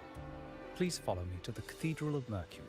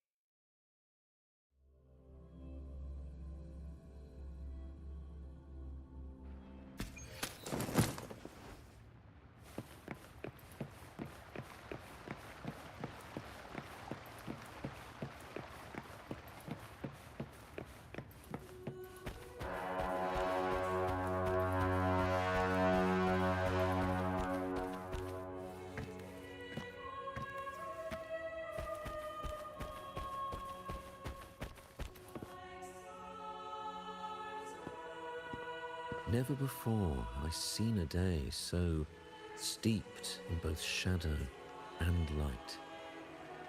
The birds sing, the flowers bloom, yet this world knows neither true joy nor eternity. Come closer, righteous one. There's no need for hesitation. I am Fenrico, the Primus of the Order of the Deep. Your deeds have reached my ears, and I have long wished to meet you. Alas, the burdens of this world delayed our meeting until now. I beg your pardon for the wait. Please accept my respect for you. You and your troop have shown great talent and ambition, breathing new life into Raguna. I ask you to deliver this message to your companions. From this day forth, the troop shall have permanent rights to perform within the city. All mortals stumble, but through pilgrimage, they have cleansed their souls and atoned for their transgressions. They have earned their right to return to this divinely blessed land. I understand that questions weigh on your heart. In the presence of a just divinity, speak freely, and I will answer with all the honesty I possess. By the great Sentinel Imperator, I swear to you, there shall be no deceit in my words. You have walked a path similar to theirs. Indeed, you have the right to meet them. However, due to the Dark Tide 2 decades ago, the Sentinel's body was gravely wounded and remains in a state of recovery. If you wish to meet them, I will convey your request. I see the thirst for truth in your eyes. It is clear that doubts still linger in your heart. Please, voice your concerns. Fleur de Lis. She was the emissary of the Sentinel, and we are grateful for her contributions.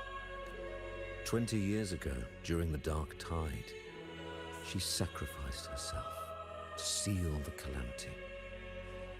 She fulfilled her duties in this world and returned to the divine embrace. Do you know how the Dark Tide came into being?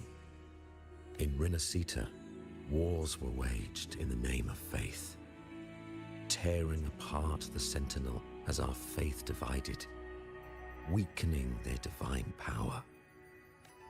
The Dark Tide's true essence is the divine blood shed from the Sentinel's wounds. That tragic past left deep scars, and with their divine power drained, they could not prevent the Dark Tide's surge 20 years ago. The Blessed Maiden chose to martyr herself.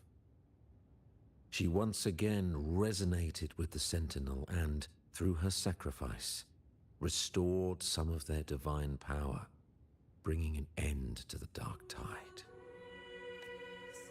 Yet, the Sentinel remains in a state of healing and still requires a mortal representative. Following the Blessed Maiden's departure, I was granted new authority to cleanse the aftermath of the Dark Tide. I received the divinity's blessing and became the new Enlightened One. By their will, I fulfill the tasks left unfinished in this world. Therefore, we must unify all beliefs, ensuring the purity and unity of our will to prevent another tragedy.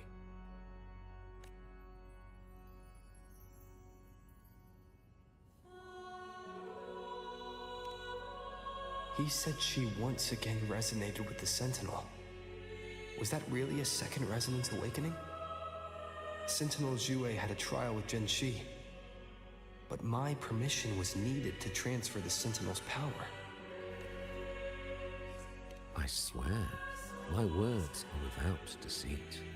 I see in your eyes that you have walked further on the path of justice than I anticipated. Oh, dear Sentinel, please forgive my transgressions. The Dark Tide brought us a blood-stained lesson. To keep our people from faltering, I bound myself to silence, locking away what I witnessed on that fateful day.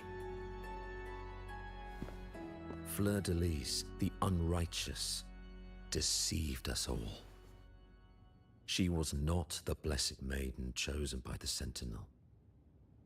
The true Maiden has yet to reveal herself.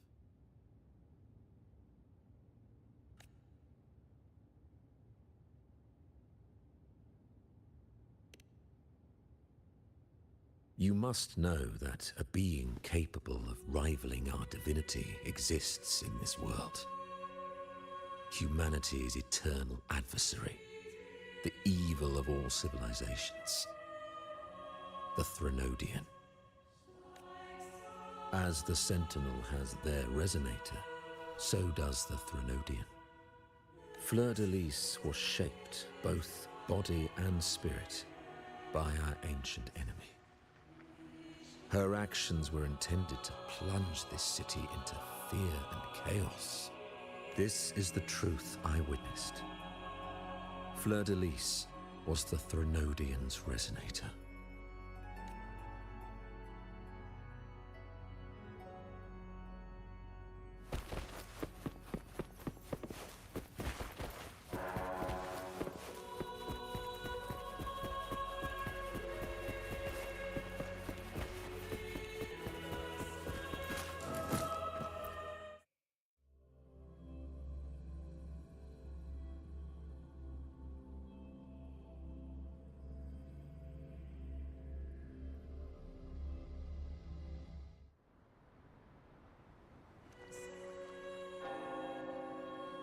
How can that be? That blessed maiden. Could she really be the Threnodian's resonator? What if the Primus's words were a bunch of baloney? But we saw Cardathea following the Sentinel's instructions. They would have mixed up their own resonator. Now my head hurts. Who was she really with? The Sentinel or the Threnodian?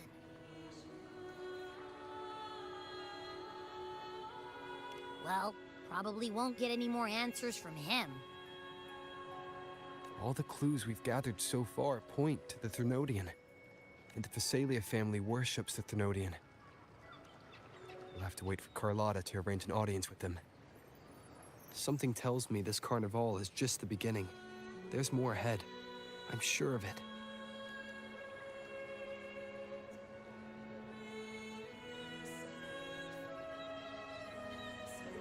Frolova, you do have a knack for indulging in pointless little chores. Why, there's no rule against an actor making good use of the intermission. Besides, I haven't disrupted your arrangement, have I? The one from a faraway land who discerns the truth dares to raise their sword against the divine. In response, the slumbering gods break free from their shackles, revealing their true forms. The possibility of the second resonance awakening is now a certainty, so we just need to see if that special resonator truly exists. Was the Blessed Maiden a resonator for the Sentinel or the Threnodian? Or both? If so, oh, a resonator capable of wielding both powers. I am eager to see how this story ends. Cristoforo, if you don't want to spoil the next act, I might have to give your carefully crafted plot a little nudge.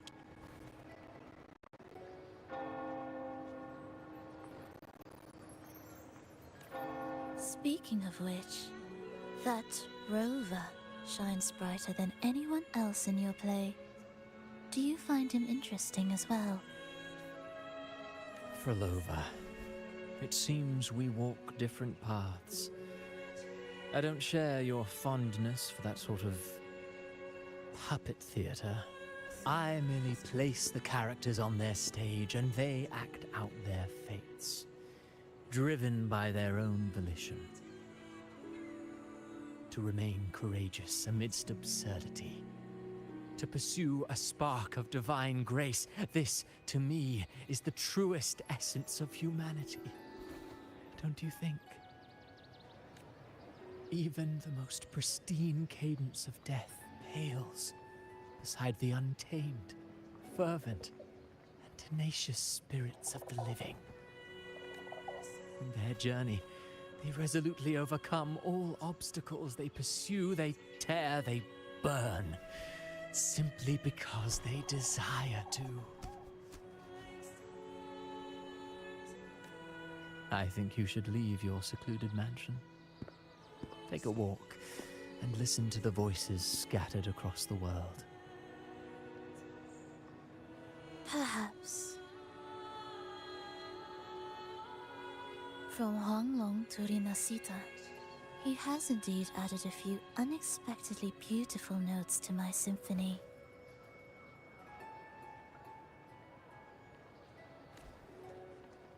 I am certain that, even without any direction, he will walk the path that destiny has laid before him. All things ascend toward a singular point of convergence, and what awaits at the end is immortality. Before the tides of fate, we are all but humble servants.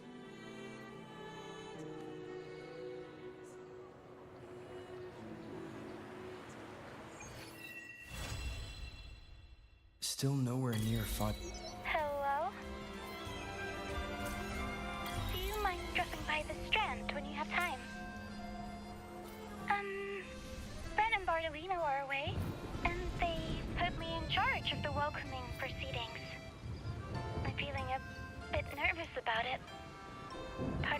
wants to crawl into my box. Harrow is all stressed out because of me. Harrow. I tend to fumble with words when talking to people. I'm worried I won't do a good job accommodating everyone. If the laureate himself were here, I wouldn't be so nervous. It would make things easier. So, as our new laureate, we need your help.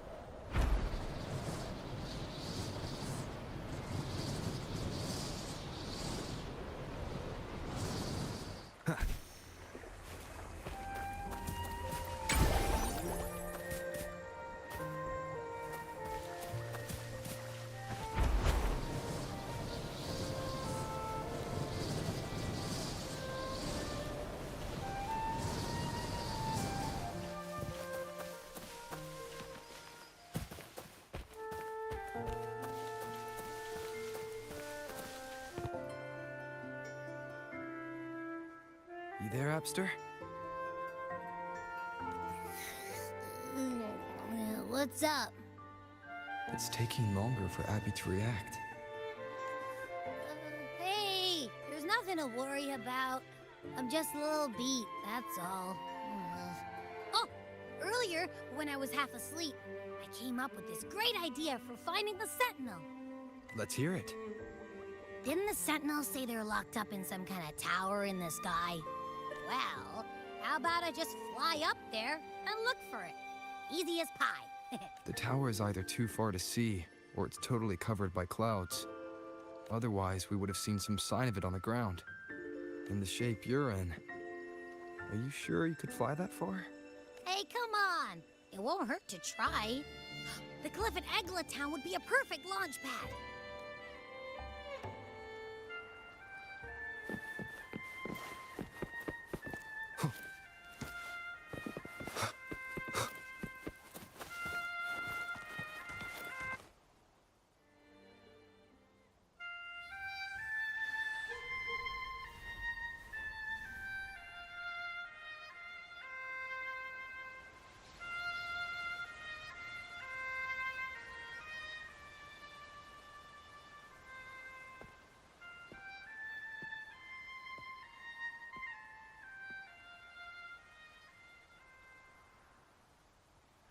Music itself holds no emotion.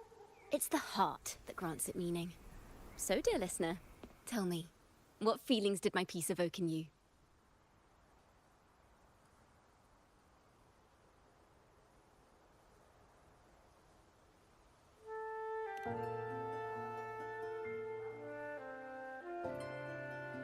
Wow. A very valuable insight. Thank you. That brings me closer to completing my piece. Salutations, Rover. My name is Dracona, a wandering bard. I'm glad to have met you.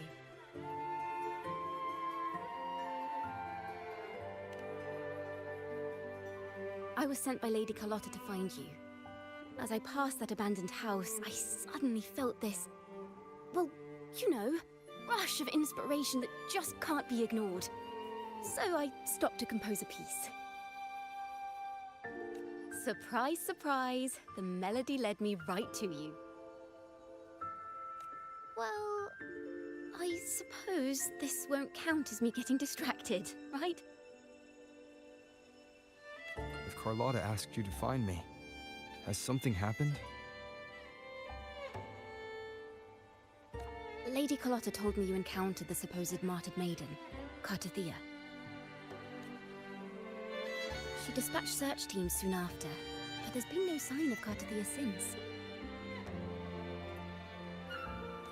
That's why she asked me to use my forte to recreate the frequency you experienced at the time, to see if any details you might have missed become clearer. Recreate the frequency? Well, it's a little tricky to explain in words. Think of it like being in an immersive portrait. Can you tell me about your meeting with Cartathea? The more details, the better. Even the smallest things count.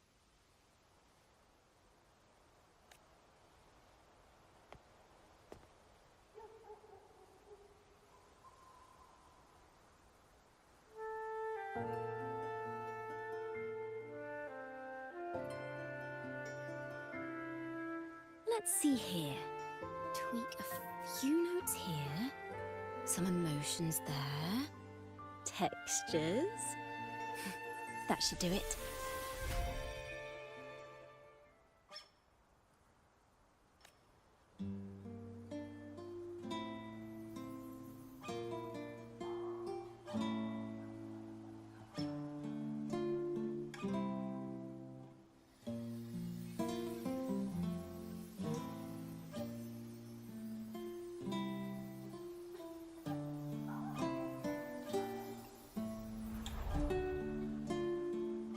Now then, Rover.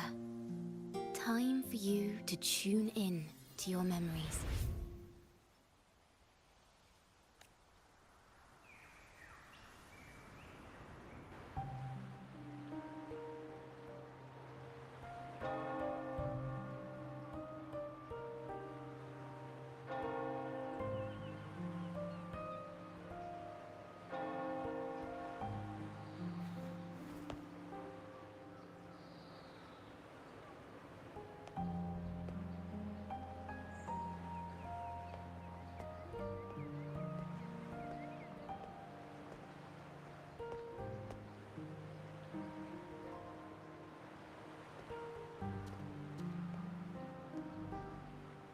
Tune in to my memories.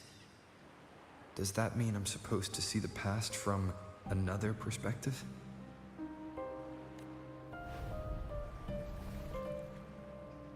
Laureate.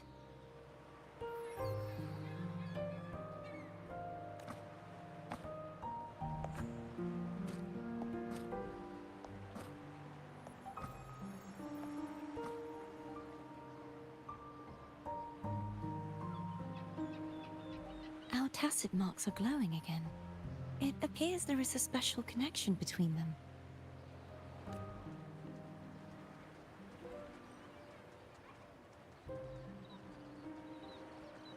What is the meaning of this?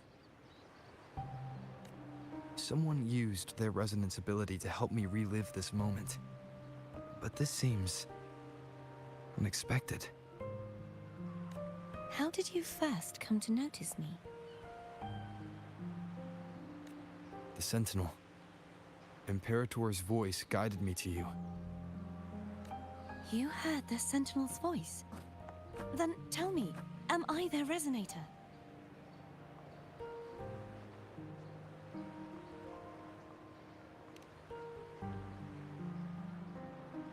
Well, Imperator called you the Lost, and Primus Fenrico claims you are the resonator for Leviathan, the Threnodian. But you really don't have any idea?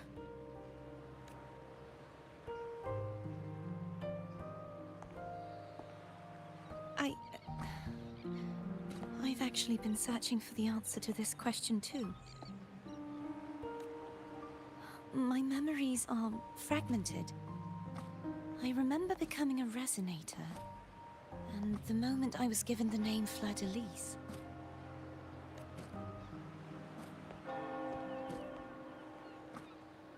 I also remember fighting something, but the details and the outcome of that battle are lost to me.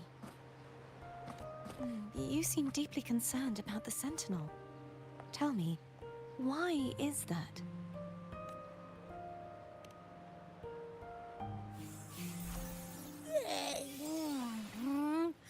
You rang?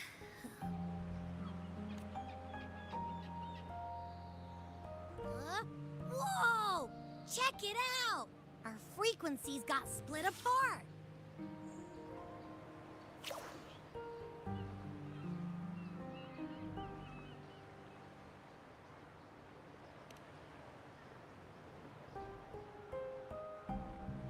Basically, we're sorta in that hover mode you once joked about. Nothing new to me, though. This must be the frequency that's entangled within you. Is it some kind of echo?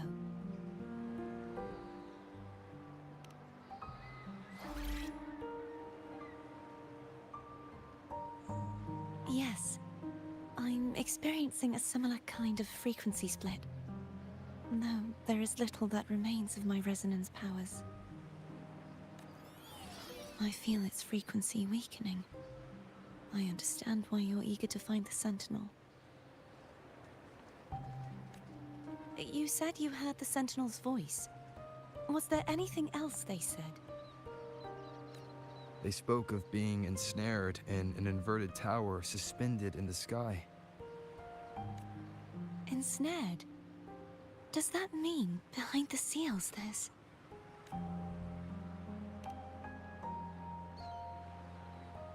I'm sure you've noticed that I was drawn here only as a frequency. My true form currently resides inside an inverted sonorosphere, suspended high in the sky. At its center stands a tower, its gate locked by 3 seals. I've sensed a voice calling out to me from behind them. Could it be the Sentinel? Say, it's really faint, so I barely noticed earlier. Is that a Threnodian smell? The scent of a Threnodian? You can perceive the Threnodian. It's not an exact one-to-one with that big Ovathraxula meatball I had. But I never mix up a flavor I've already tasted. Abby has a nose for these sort of things. We came across Threnodian powers before in Jinzhou. So, it's safe to say Abby can be trusted. Do you think I'm the Threnodian's resonator? If we're making assumptions, let's err on the optimistic side first. Given your current situation, it is possible you were affected by the Threnodian's powers during your battle alongside Imperator. That could be the reason behind losing all your power, too.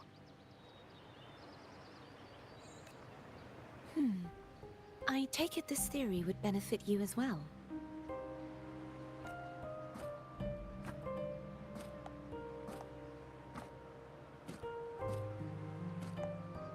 After all, that unique echo of yours needs the Sentinel's powers for treatment, does it not? Even in adventure tales, it's not always the witch who loses her memory. It could also be a blessed maiden, trying to regain her powers. In that case, it appears we share the same goal of finding the Sentinel.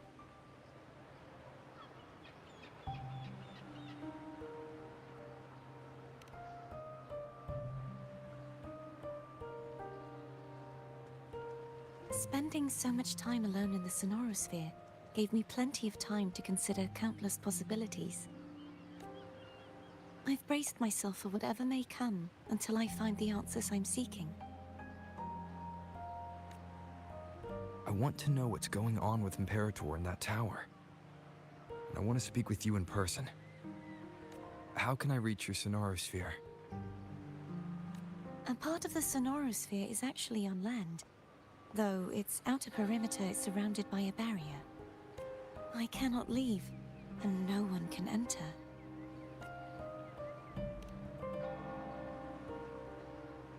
I'm afraid that won't do. That barrier also acts as the power source that maintains the sonorosphere's integrity. If it's destroyed, the entire sphere will collapse. And the ruins, along with the tacit discords it houses, would come crashing down on Raguna. It would be catastrophic. You said no one can get in. Has anyone tried? Yes. I've occasionally sensed someone wandering outside the barrier, as if searching for a way inside. Perhaps they know something. Any distinguishing features? Almost like a deep-sea jellyfish.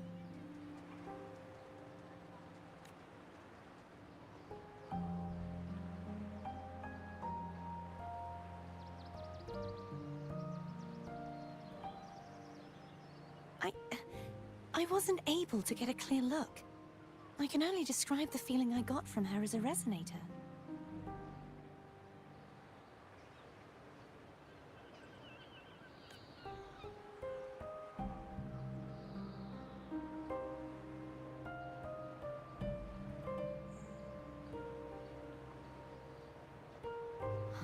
It would seem this resonance ability can only last for so long.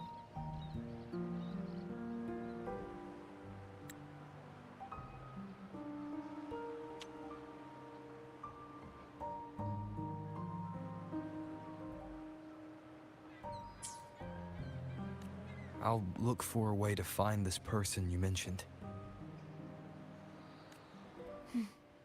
Something tells me you will keep your promise. No matter the outcome, this may be my chance to find the answers I've been looking for.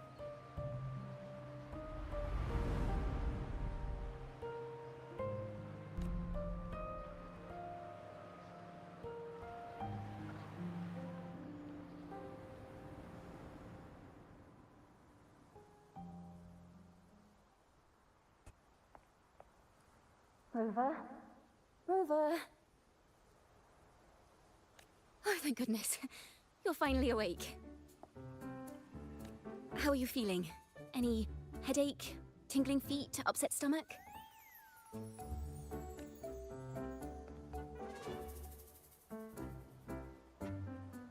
Phew. I tried everything, but you just wouldn't wake up. I thought you were... Wait a second. Did you actually fall asleep listening to my music? Oh. It kind of breaks my heart to know you reacted like that when it wasn't even a lullaby.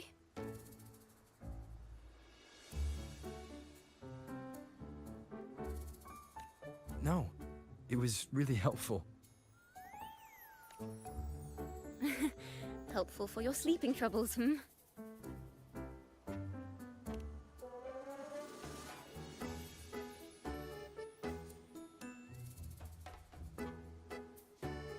Wow. So my forte created a special connection that led to some unexpected developments. The girl, is she friend or foe? What truths lie behind the seal, and who is that mysterious wandering figure?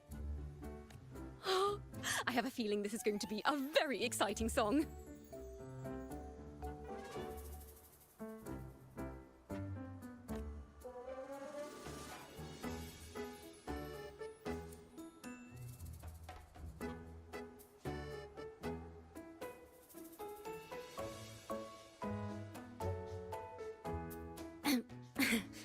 I'll pass this information on to Lady Carlotta. So, what do you plan to do next?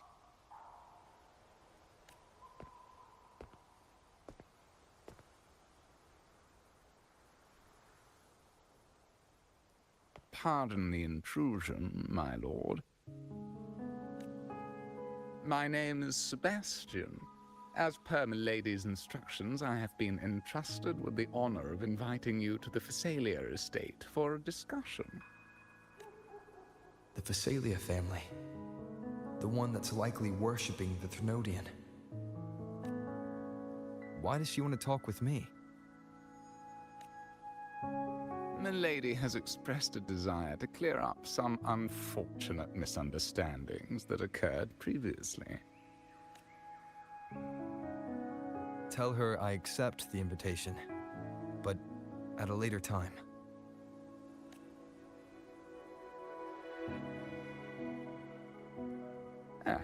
I will convey your message to Milady.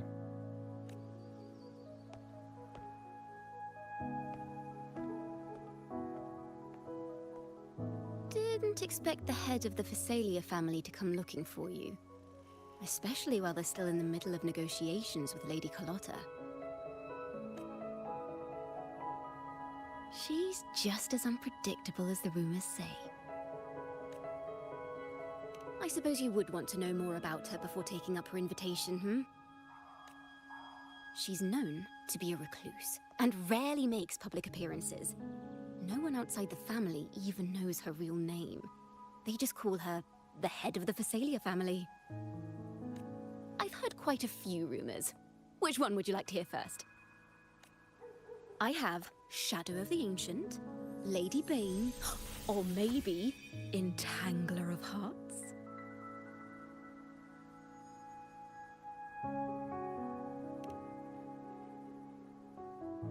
Hello, that's why they're called rumors.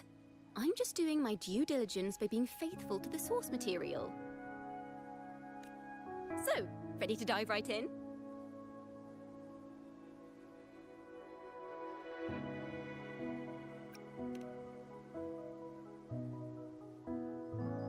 Well, long story short, the Phasalia family was one of the first to set foot on these islands and establish order in Renacita.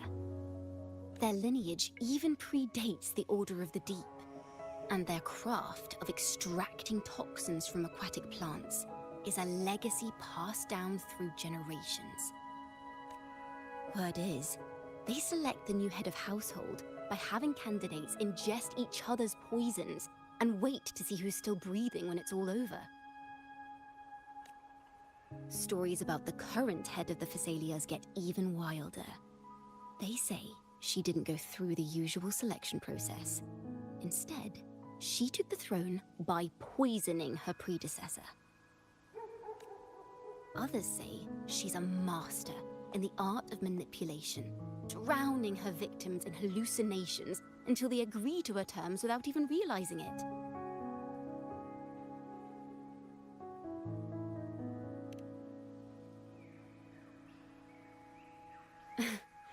In any case, the Phasalia family aside, she's someone you definitely want to handle with care. If you're set on meeting her, I'd be extra careful if I were you. The way she describes the head of Phasalia reminds me of how Cardathea spoke about the wandering figure by the barrier. I can't rule out the possibility that they're the same person. Looks like I'll need to pay her a visit.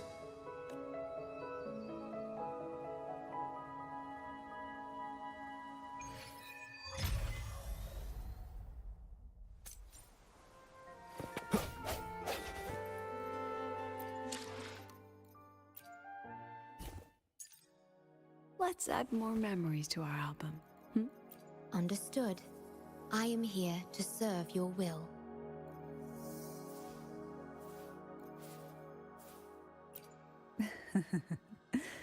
The tides have whispered of your arrival. The tides have whispered of your arrival.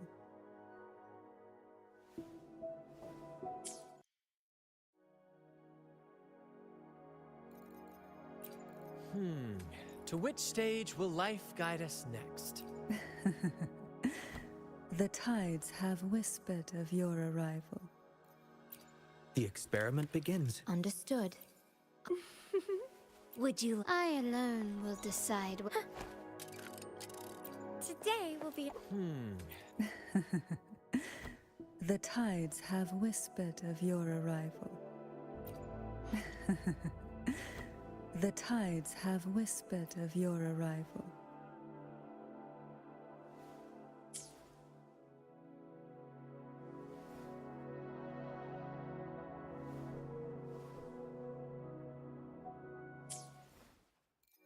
Anything I can help you with?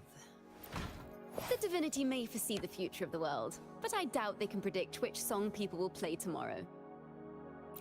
The power to split and merge matter.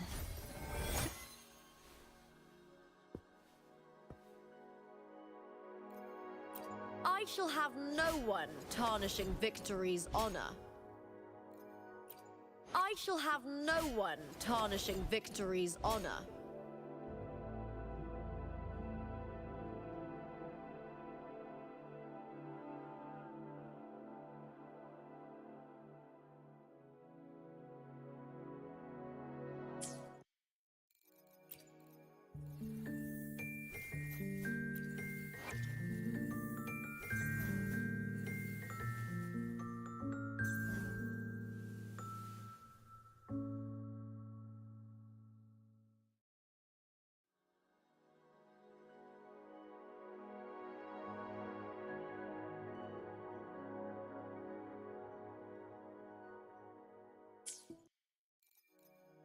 Where my blades leads, where my blades leads, triumph follows.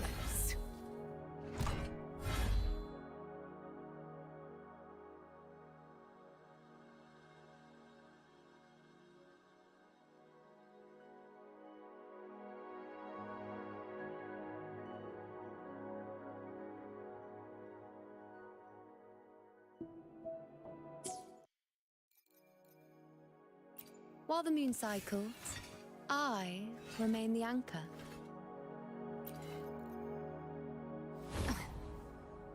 Who gets the bullet?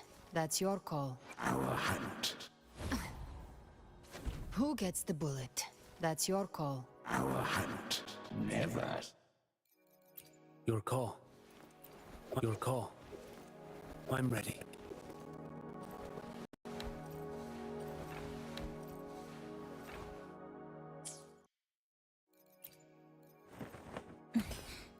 Scissors at the ready. Scissors at the ready.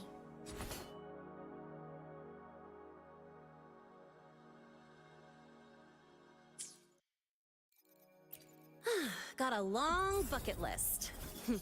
Good thing I... Power levels. Precision calibration. Combat... Look! A laser sword! Pretty cool, right?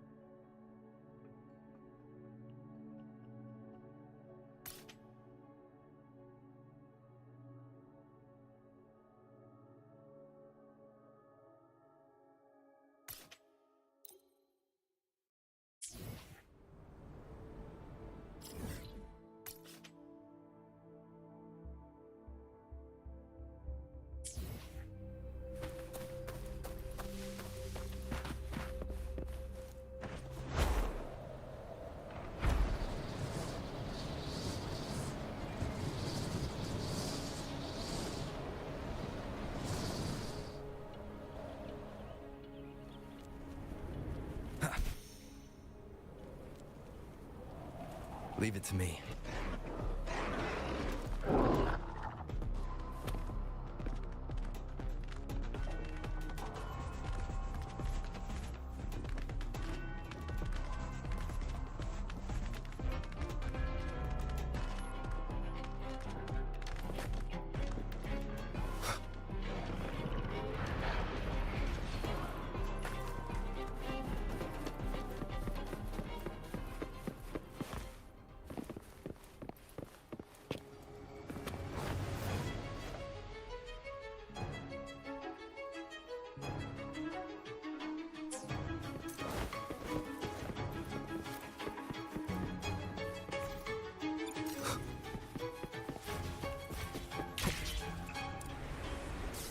Wind, guide me.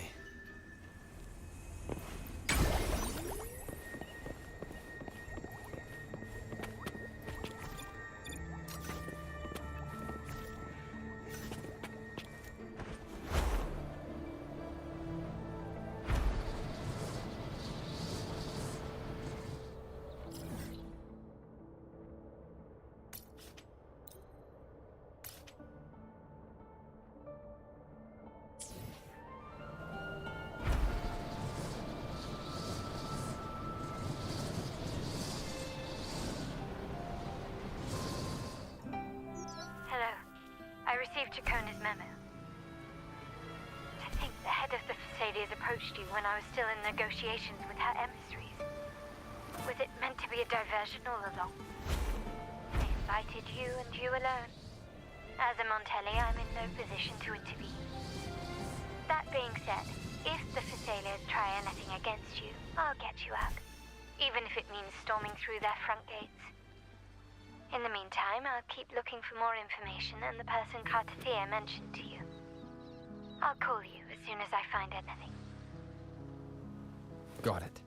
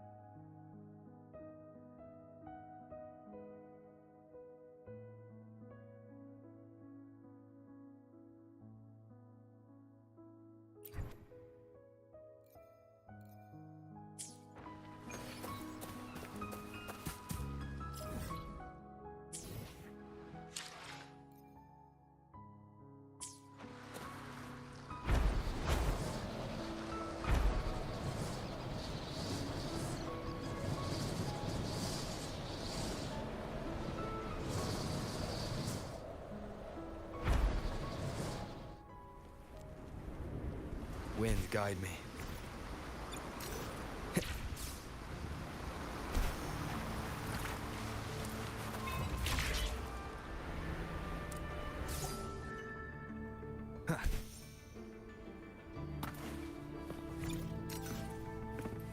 Now, if you'll please just follow me.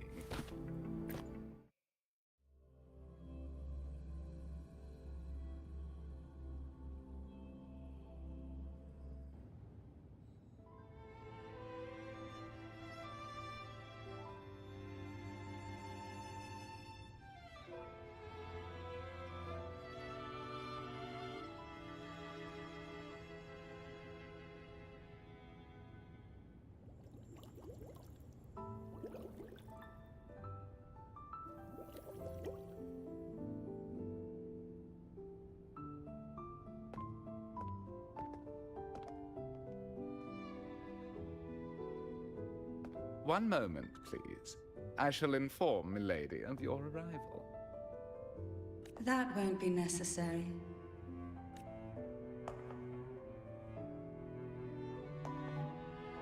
To keep our honored guest waiting would be most improper. Especially when it was I who extended the invitation.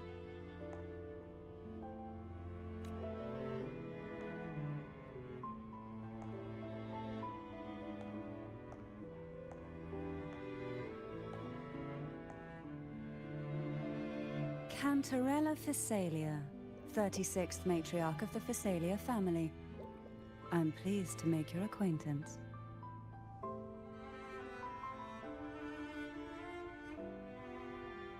Honorable Laureate, the new crown of the Carnival.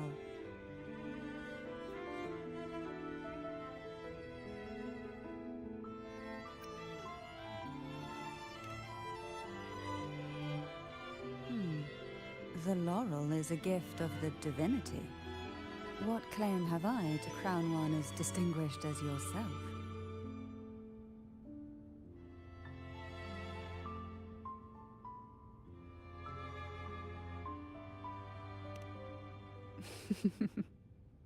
I should be the one to apologize for not understanding our guest's attempt at lightening the mood. Very well. You may also call me Cantarella.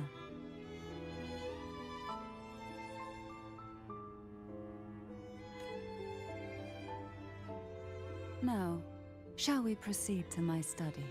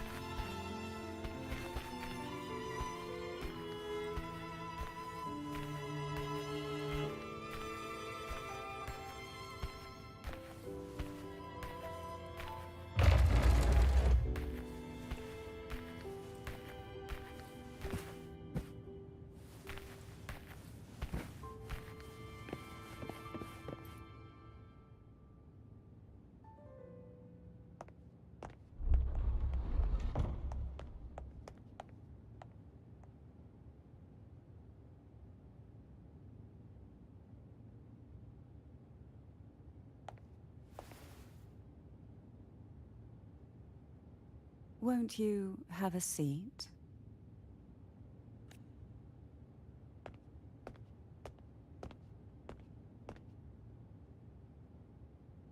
I hope you'll accept this tea as my way of apologizing for the incident with Gilberto.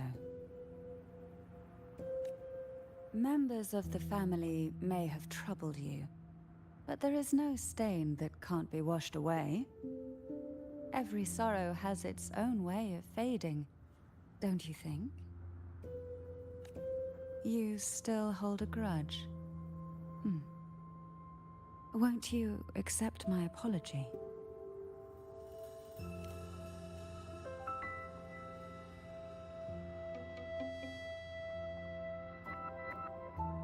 This tea, is it from Jinjo?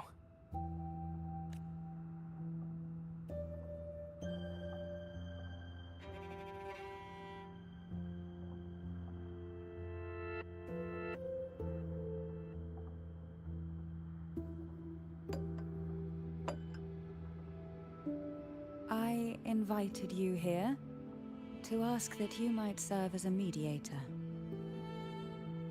Before we get into that, there's something I want to know. I imagine it concerns the Physalia family's true beliefs. It would seem Gilberto's mind is beyond saving. But let's not dwell on that. What is your opinion on the current state of Raguna?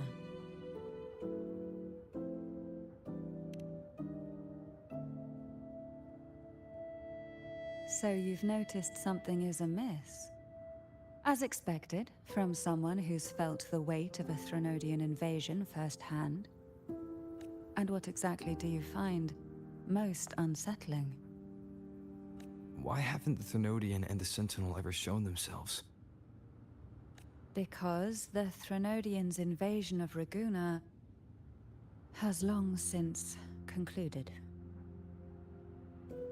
The Threnodian, so named Leviathan, possesses the power to merge and assimilate.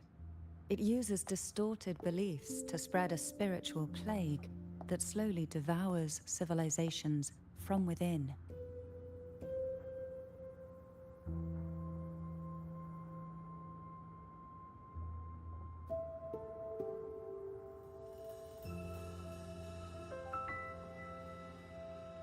Though the previous 2 attempts were thwarted, the tall mast of the galleon that is Raguna has already been snapped in half.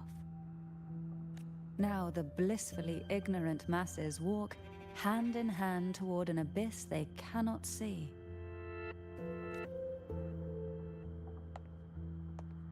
Friend or foe? As a newcomer to this land, can you really tell them apart?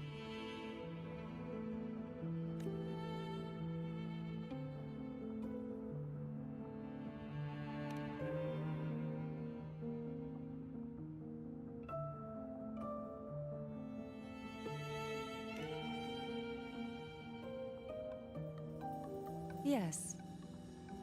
And no. On one hand, there's the truth of the Order's beliefs. On the other, there's our family. The Threnodian doesn't take kindly to those who know the truth. We've always been under its whispers. Once the soul fractures, the mind will follow, until only a puppet remains. Now that we've come this far, there's nothing for me to hide. My only hope is that once you learn everything, you will carefully consider my request. Come. The truth you seek lies in the deepest part of the castle. It's thick with dust. Hard to believe they're truly worshipping it.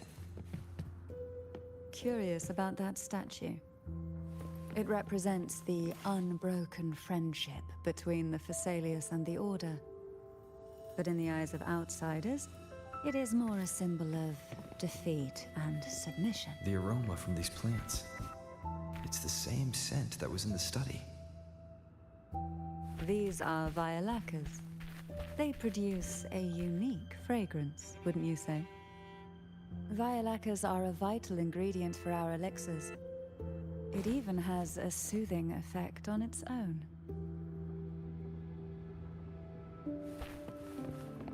This is it.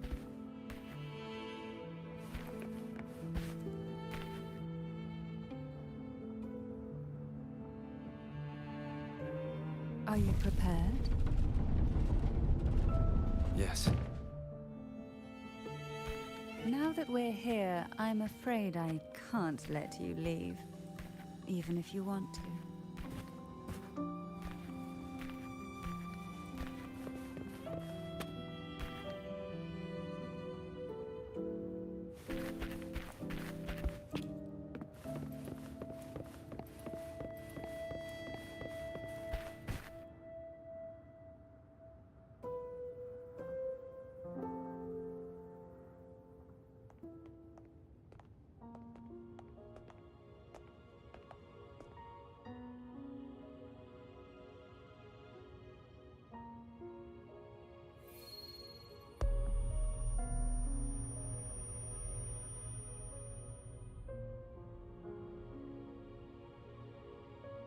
Just as I expected, the Threnodian took notice of you the moment you learned the truth.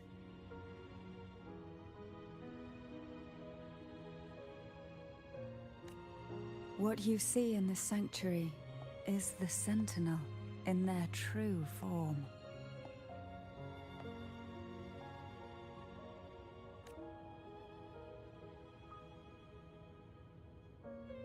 A majestic steed that galloped with the wind, not a creature of the ocean's depths.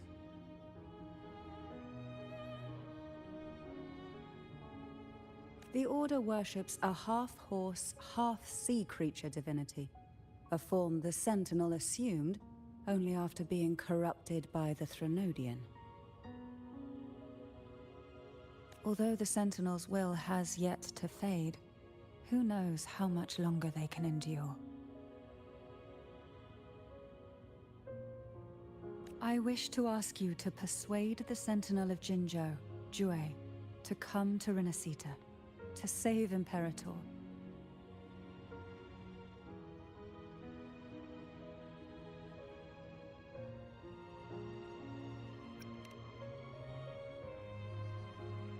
Both Jinzhou and Jue owe you their future.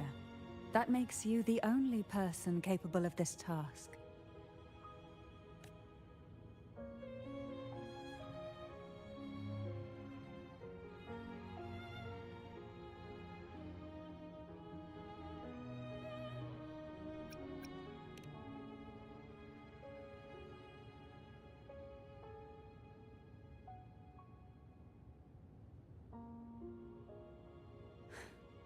I understand the position you are in.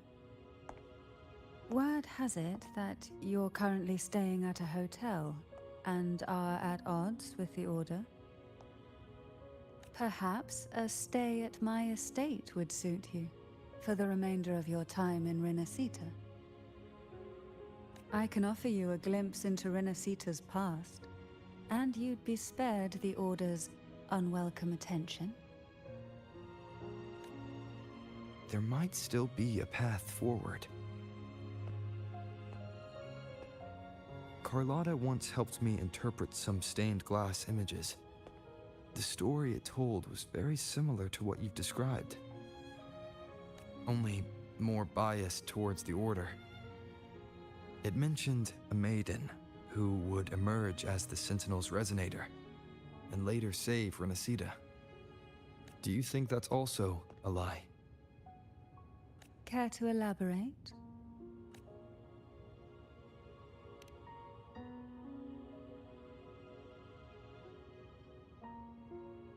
The part regarding the maiden isn't entirely fiction.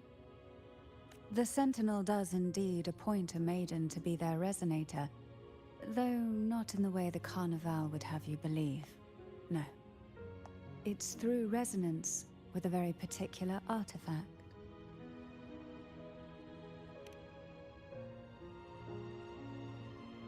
That's because Imperator wields the power to split and manipulate space. With it, they can withdraw a portion of power. That power's frequency will match the Imperator's own.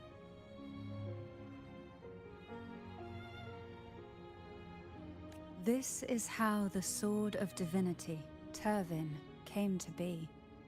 A blade sealed with the very powers of the Sentinel, and the artifact used to select their resonator. To resonate with the sword is to resonate with the Sentinel. Only the Chosen One may hope to draw it. Then, what about Cardathea? The martyred maiden. The nature of her resonance is unclear to me. Perhaps she resonated with the Threnodian, or perhaps with the Sentinel in its corrupted form. But choosing her could not have been the Sentinel's will. That's because the maiden was already dead.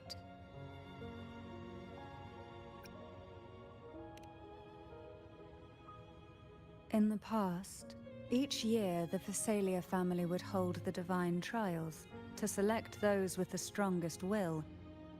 These young women would attempt to resonate, though none succeeded. Some saw fragments of the truth hidden within the resonance. I was one of them. There was a moment where I glimpsed the Sentinel's corrupted form and the inverted ruins suspended in the sky. I also learned that only Tervin can break the barrier of that Sonorosphere. When I awoke from that vision, I discovered a line of words inscribed onto my hand. I would never mistake my own handwriting. That is precisely why I'm searching for other possibilities. The words were, "The maiden is dead." An inverted ruin suspended in the sky. Her and Cardathia's descriptions bear many similarities. If Turvin is the key to entering the Sonorosphere, it stands to reason that Imperator may have played a role in the sphere's creation. If I can confirm that Turvin was truly left by Imperator, at least it would prove that neither are lying. Cantarella said she was overclocking when she tried resonating with Turvin. That's exactly what happened with Jinchi. Could Imperator be trying to restore their power through a second awakening? If that's the case, my permission should cause a reaction. That's one way to confirm what they're saying.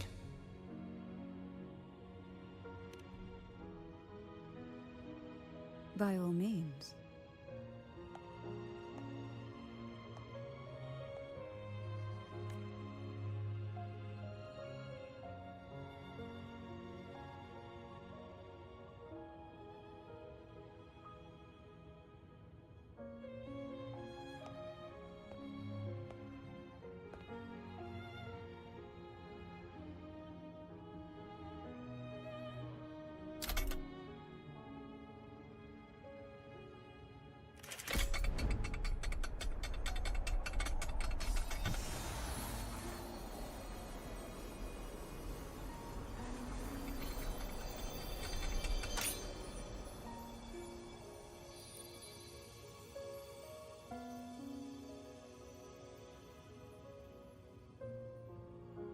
Rover, who are you really?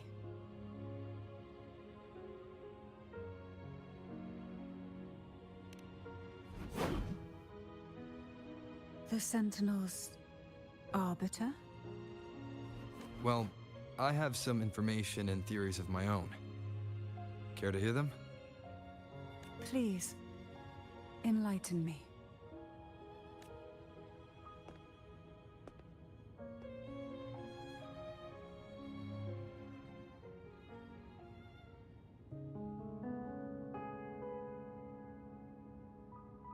I would never have imagined someone already considered a martyr could still be alive.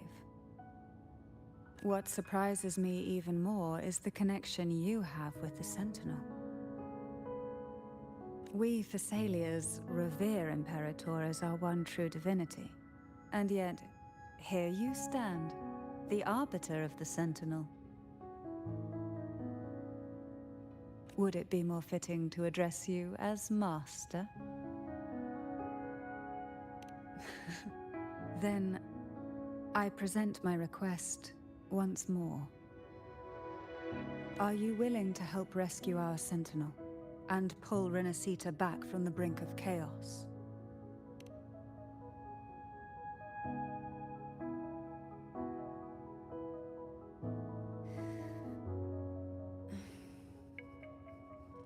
Turvin can only serve its purpose while in your hands. You should have it. The only question now is how we reach Cardathia and Imperator's Sonorosphere. We can discuss it on the way. So you're the one that Cardathia sensed wandering outside the Sonorosphere? A question that you already know the answer to. Why bother asking? Although being described as a jellyfish. There is a cable car in the lower levels of the Thessalia estate that leads directly to the Sonorosphere. The mechanism beside that wall can activate the lift. Are all these mechanisms really necessary? Convenience isn't the only reason for having them. Some were specifically built in case an outsider decided to visit.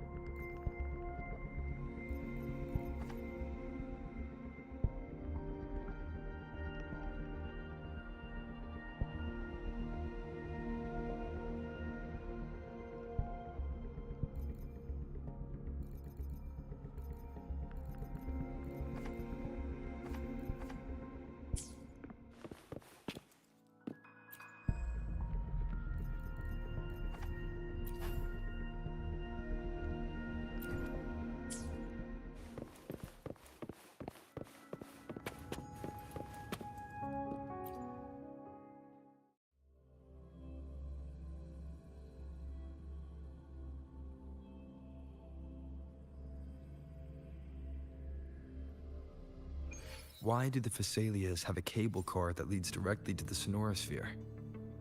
Before it became a sonorosphere, it was a seminary known as the Avenolium. The martyred maiden once pursued her studies there. A superficial harmony needed to be maintained between the Phasalias and the Order, and this underground cable car was intended to send scions of the family to school.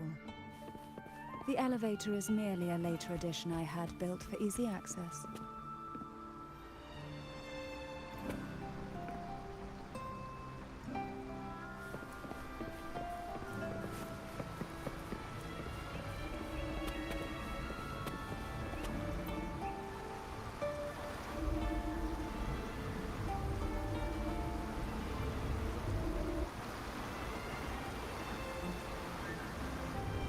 You seem perturbed.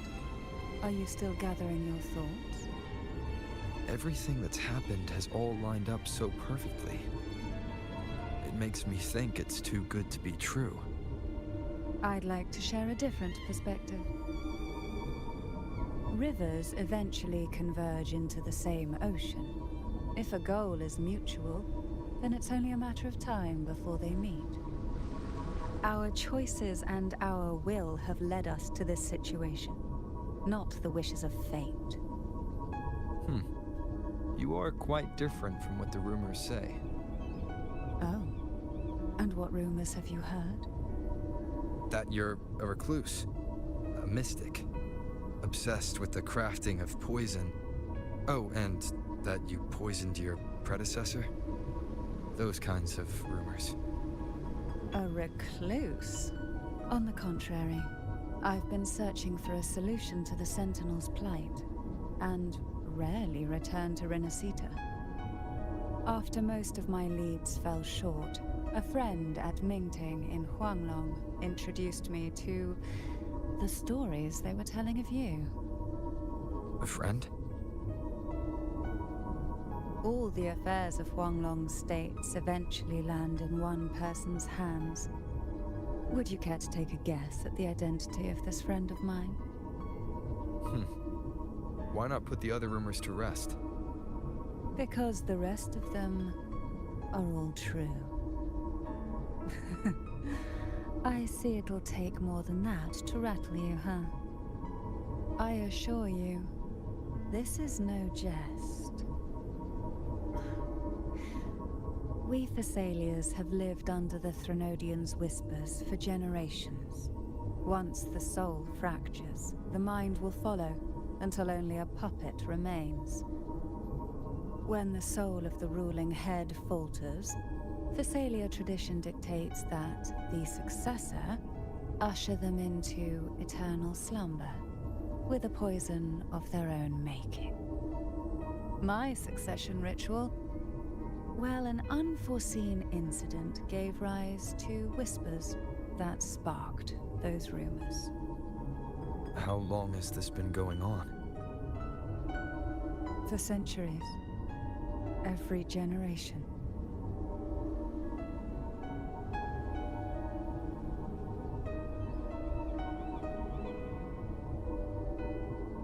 Outside, they call me the Bane, but historically every head of the Thessalia family has carried such a title. It just so happens that I am the most potent one yet.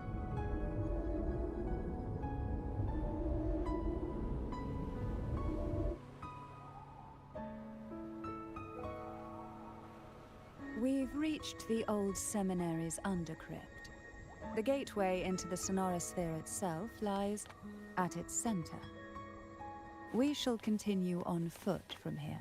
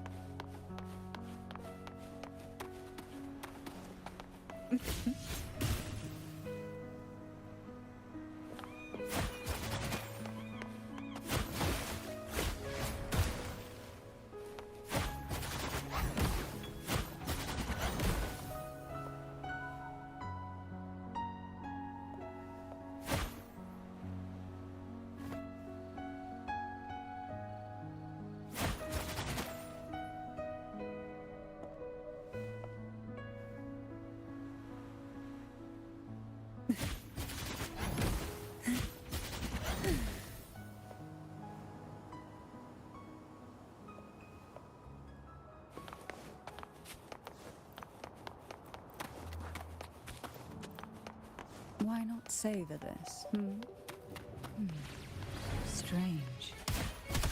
This area was clear of tacit discourse on my last visit. And there's no tacit field nearby. Could they have come from the sonorosphere itself?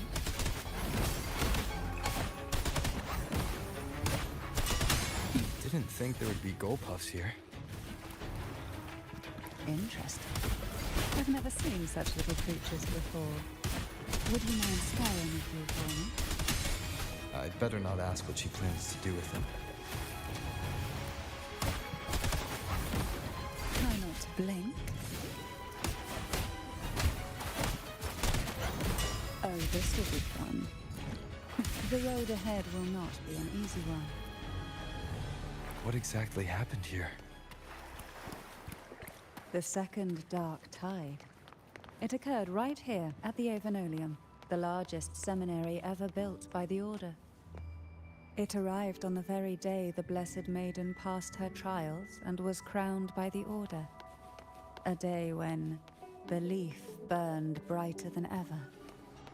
And when the darkness came, none escaped. These days, what most people remember is the seminary disappearing into the sky. But in truth, the dark tide that should have spread across Rinascita vanished along with it. Yet due to a lack of records, the second dark tide slowly faded from memory. I was there when it all happened, still an ordinary member of the family, watching it unfold from a boat just outside the seminary. It wasn't until later, when I attempted to resonate with Turvin, that I gained a partial glimpse of the sonorosphere's interior. It sounds like someone inside the seminary did something to stop the spread. Precisely.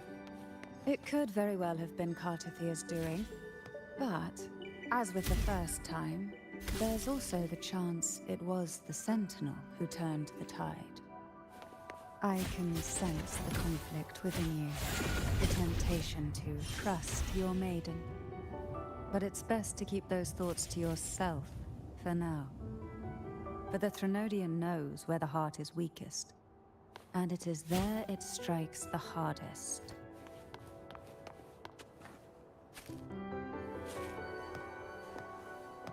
Of course, it's never too late to place your trust when the evidence is clear. But now is not the time, is it?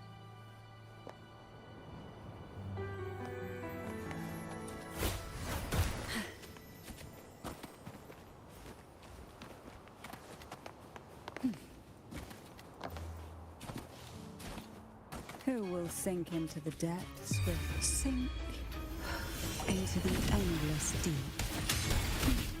Feel the tide flow. Oh, this will be fun. Silence. Quite the standard, I see.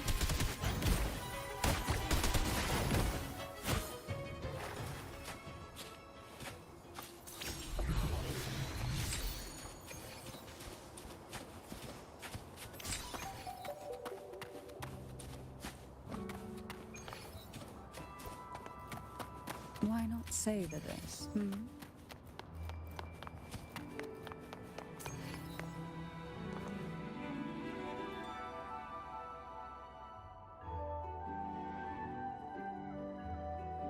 The gateway into the sonorosphere is just on the other side of this bridge. This is the furthest I've ever managed to venture. Judging from the bits of information the Sentinel gave me, Turvin is the key to entering the sonorosphere. And who can wield the sword of divinity but a blessed maiden? But you said you left yourself a message saying that the maiden was dead. That's why I sought aid from the other Sentinels. It's a shame they all refused. Luckily, you've brought me a new hope.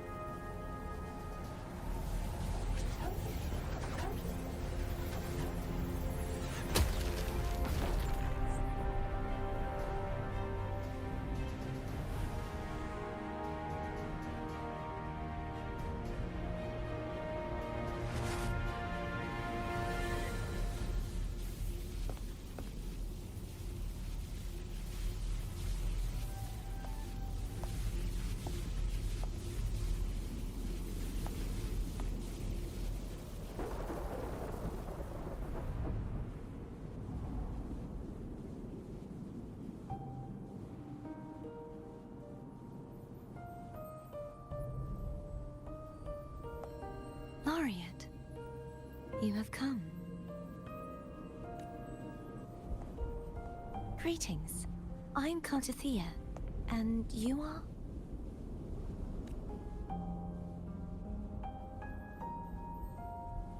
Cantarella Physalia.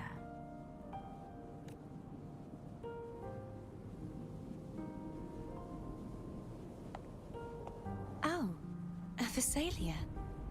It seems your ties with the Order are more complicated than they appear. I had the privilege of watching the Blessed Maiden's performance at the Carnival once. I'm rather surprised. After all this time, you still look exactly as you did that day. But you and I should be around the same age. I'm also unsure of what's happened to me. I've been searching for answers. This must be the Sword of Divinity. Turvin. The one with the Sentinel's powers sealed within. You shouldn't have knowledge of this sword. Memories flowed into my mind just as you entered the Sonorosphere, granting me information about the sword's origins. Cantarella said that only those who resonate with Turvin are granted glimpses of its knowledge.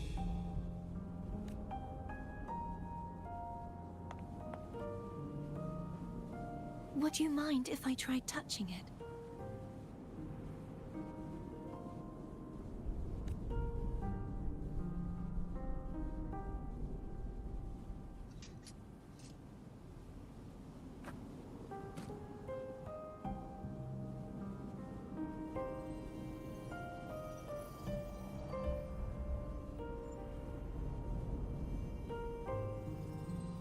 The question of whose resonator I am is now perfectly clear.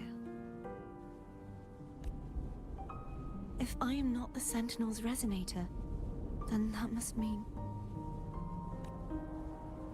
Don't jump to conclusions just yet.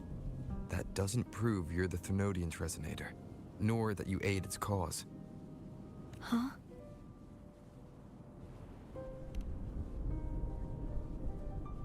This connection formed between the Sentinel and the Thenodian, the Second Dark Tide, and the forming of this Sonorosphere.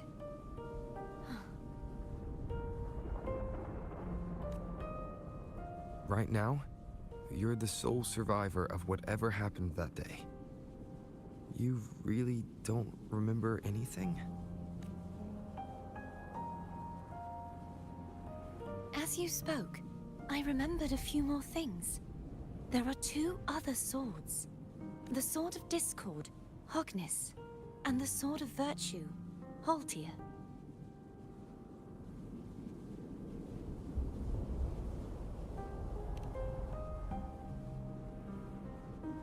Yes.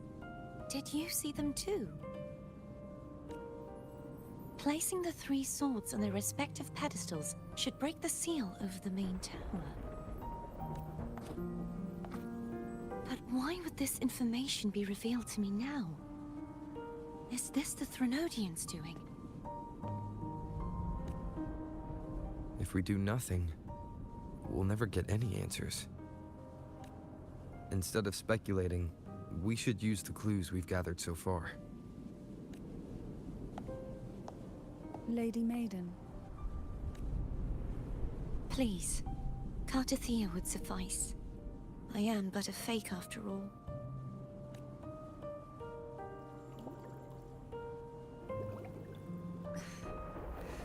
I've waited for this moment. This chance to save the Sentinel. And my family. I will not turn back, even if this does turn out to be a trap. If the thought of the final answer troubles you, then I suggest you step aside. Rover and I will take care of this matter.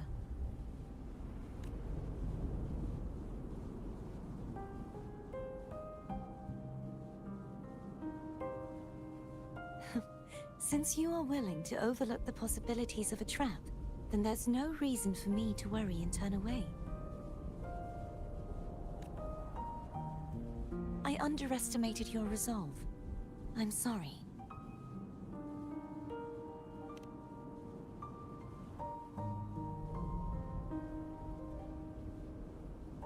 Simply place Turvin on the pedestal behind me, and this tower will elevate itself.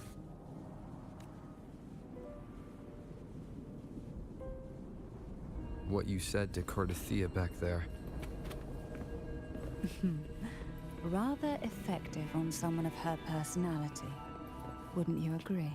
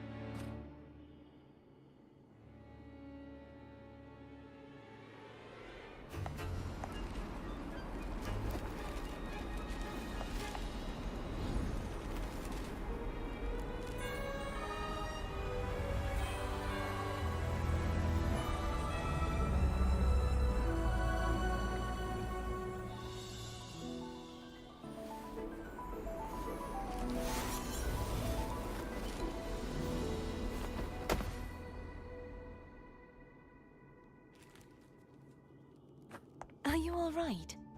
The gravity that occupies this space is the opposite of what you're used to.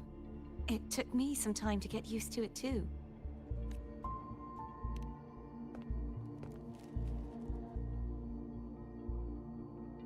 I believe it's to prevent them from falling to the ground.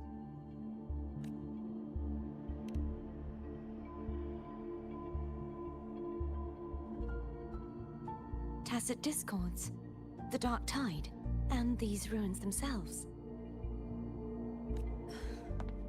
I imagine it's also a symbolic reminder that our beliefs have been turned on their head. This view matches with what I saw at the time. Until you get used to the gravity here, I suggest we travel via phone.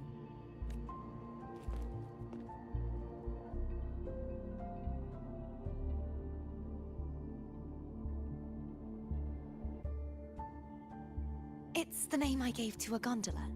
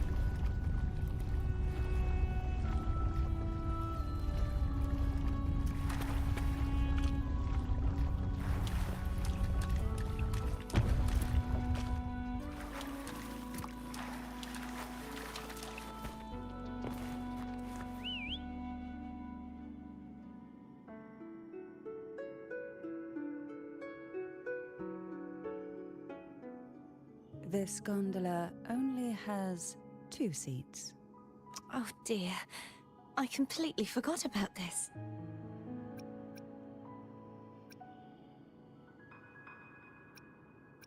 Greed will get you punished, you know. I'm afraid Foam would refuse that suggestion. The two of you can go on ahead.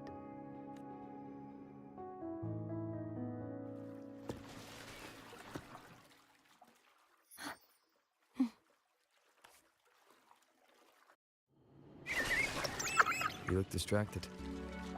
Still thinking about what Cantarella said about fearing answers. My powers are very weak, and many tacit discords roam the sonorosphere. Thus, I've been limited in the areas I can explore. All I can do is sit here, lost in thought, trying to figure out who I am. Are you afraid of knowing the answer?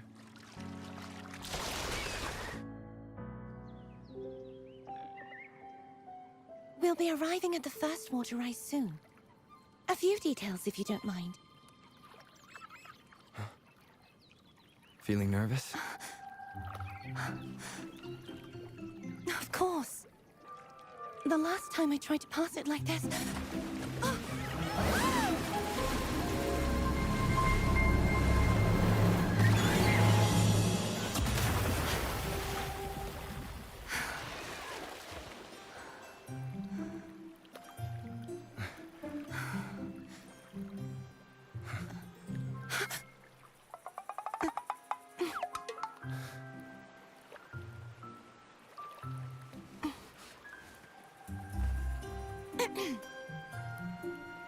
Where were my manners? I can assure you that won't happen again. As for the rest of the way, I see it clearly now.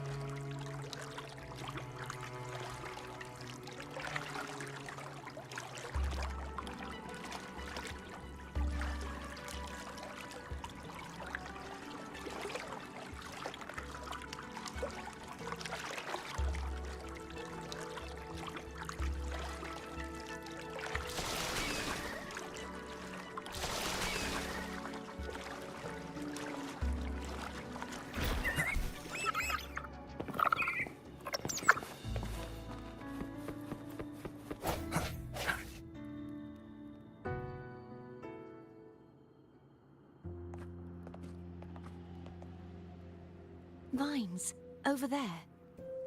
And that statue. I can feel strong remnant energy coming from it. The Order's remnant spark must be inside the statue. Legends speak of how the first Primus used it to purify the first Dark Tide.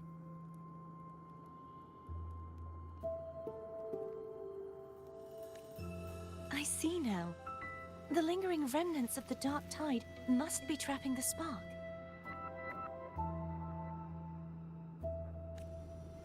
To release it, we'll need to clear away the remaining remnants binding it. Once we have the remnant spark, we can use it to burn through the vines.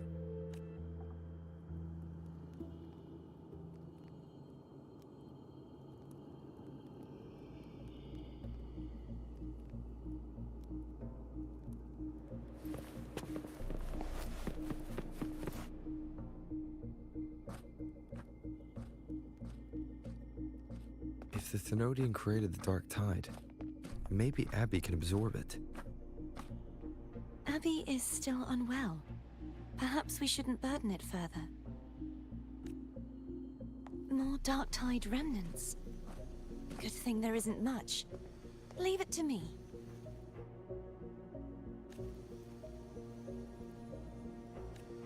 Don't worry. This much I can still handle.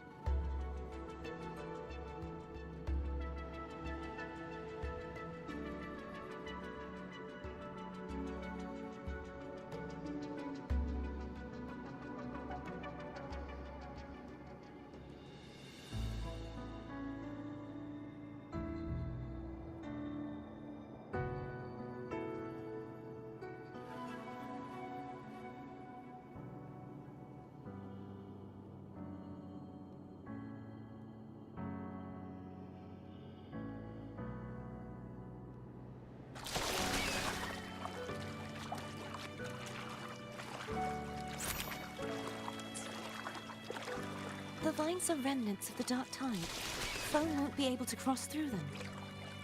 Let's disembark here and find a way to clear the path.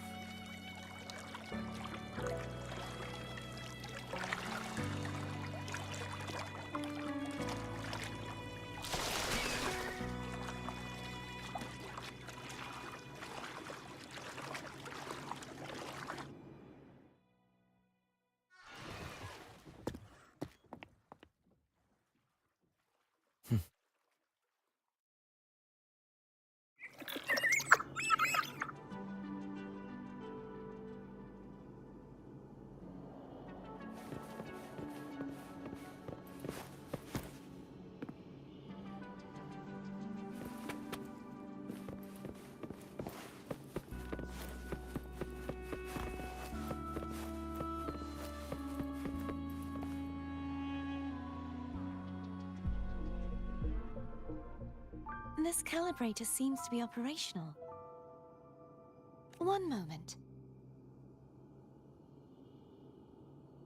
That should do it. Why don't you give it a try?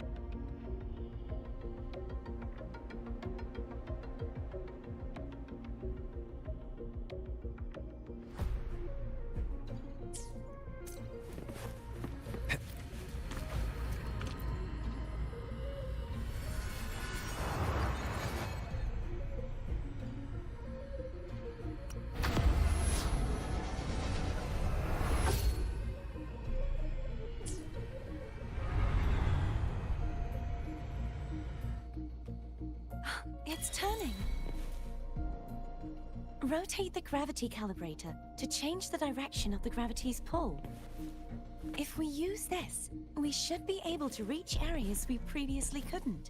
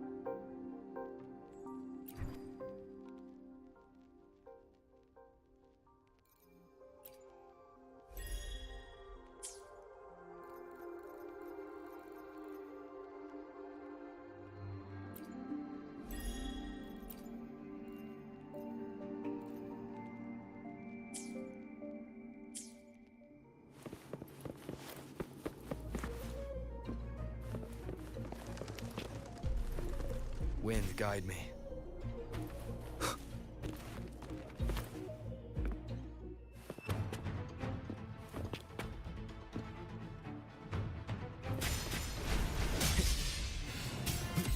Hopefully this helps.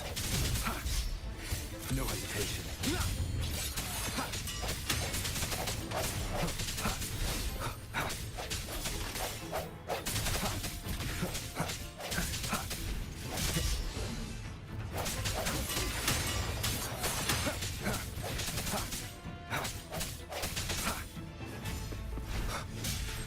One more time. Hopefully this helps.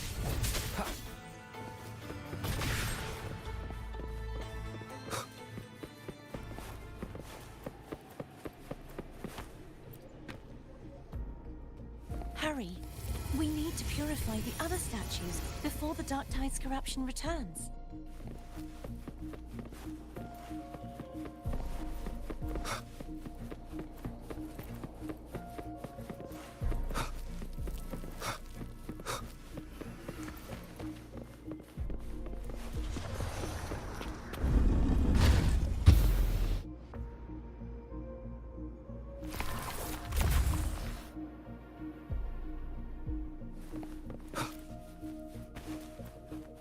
Sounds like Foam's getting impatient. Let's head back.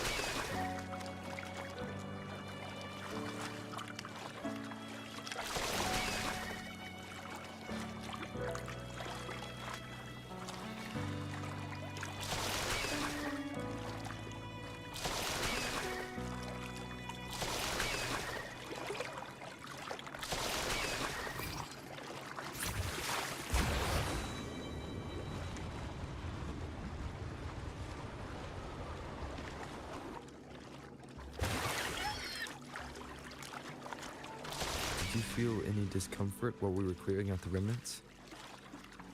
Nothing out of the ordinary. I felt fine. I suppose this alone is not enough to determine whose resonator I am. You've helped a lot. Don't worry about that for now.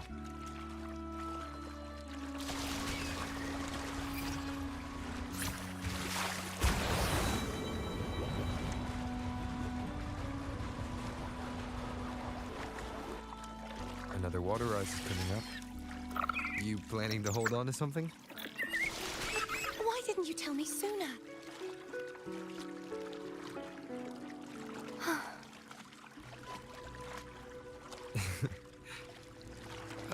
By the way, you said the inverted gravity is to stop the dark tide from descending into the city.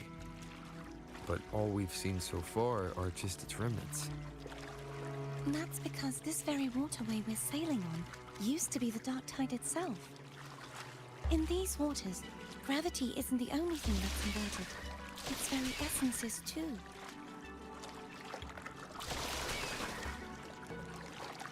Obstacles ahead. Let's get off here.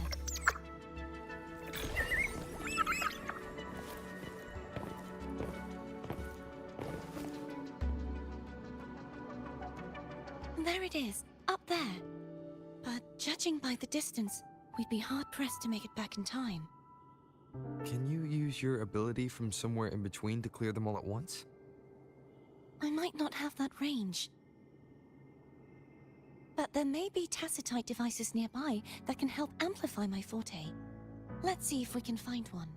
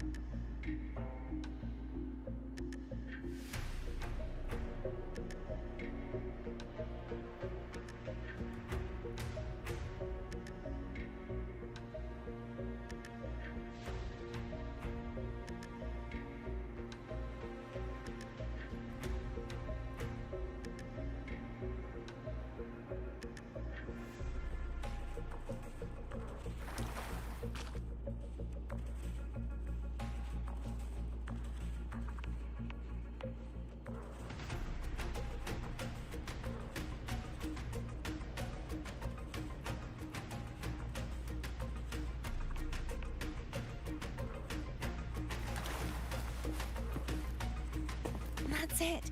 A tacitite device. Leave it to me.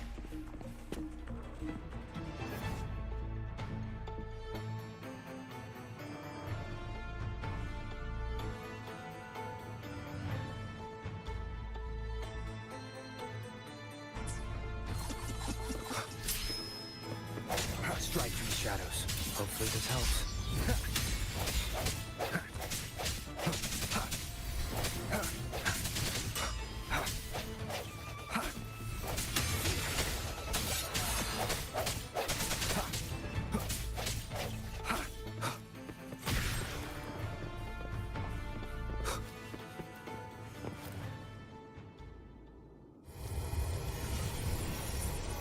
This should do the trick.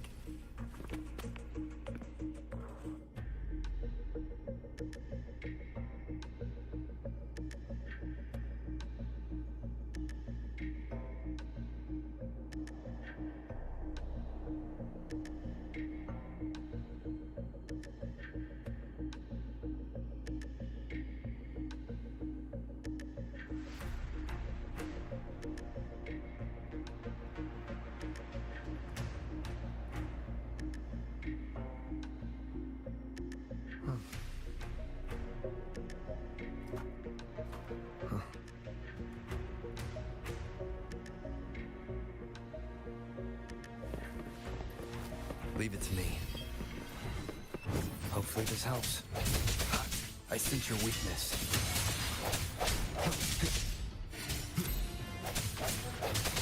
No hesitation.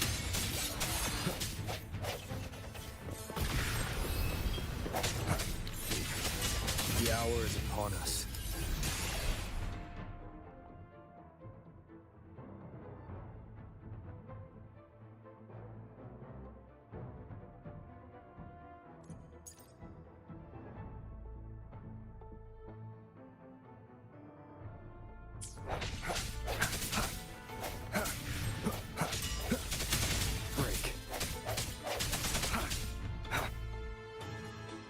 I will be there for everyone as we head toward our shared future, leaving the past behind.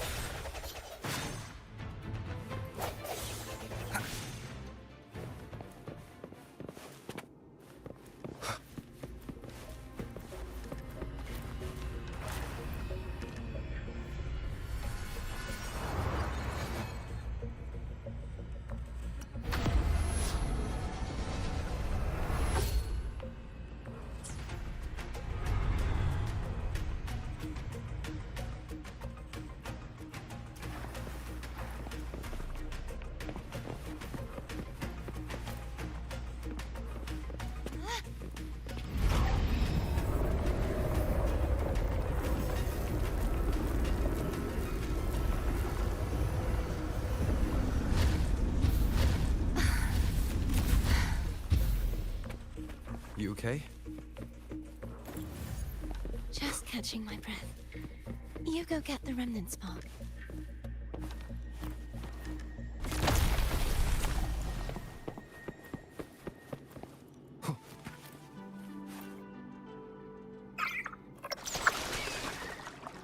Up ahead is the Tower of Salvation.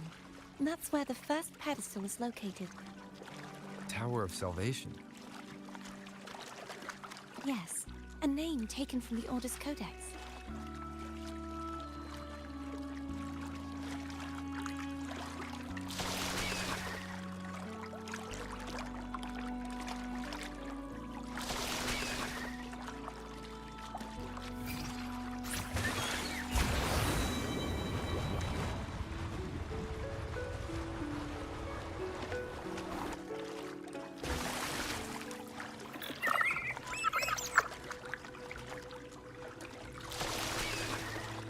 I'd rather know I'm a villain than remain a wanderer, lost in a world without understanding.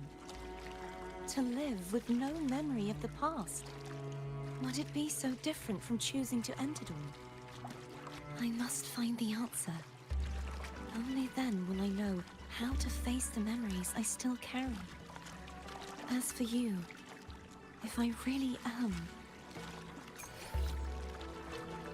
I can take care of myself.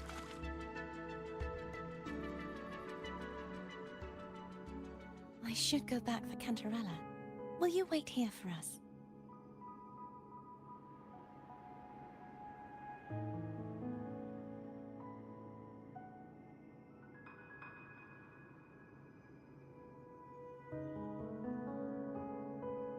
Of course.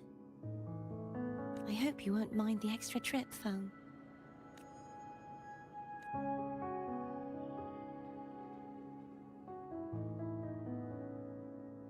I saw signs of battle along the way.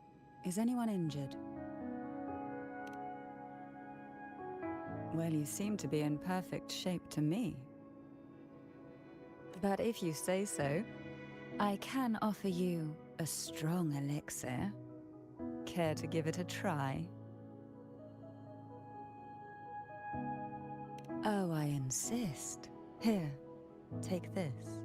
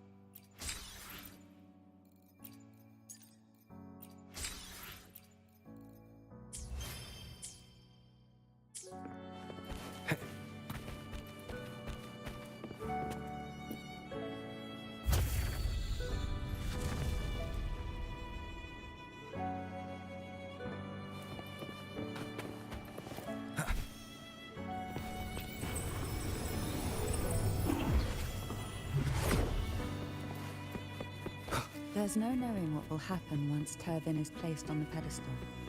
It's best we prepare ourselves.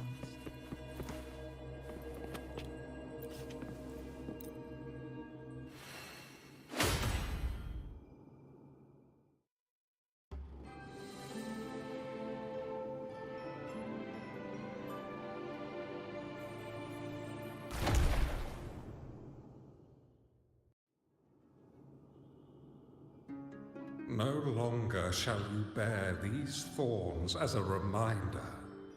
Forged from primordial seas, this crown shall grant a new identity. Fleur-de-Lis, child of divinity, the Immaculate One, will you uphold the sacred teachings of the Order of the Deep?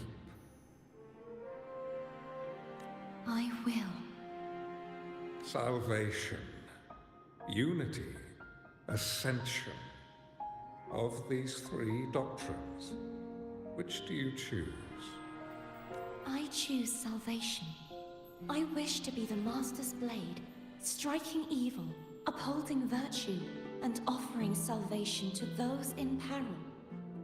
In the name of divinity, I bestow upon you this crown.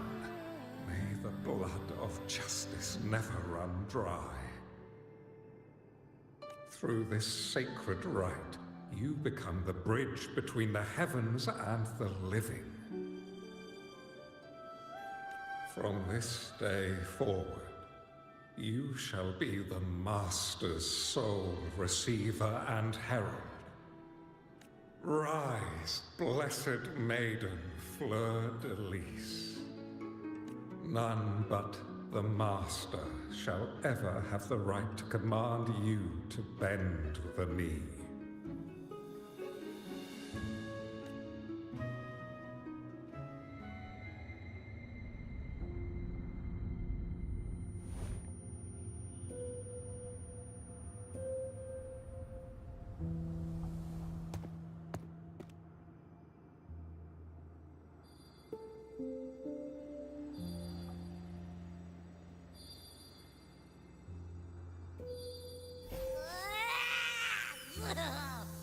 I told ya to stop sticking random stuff in here!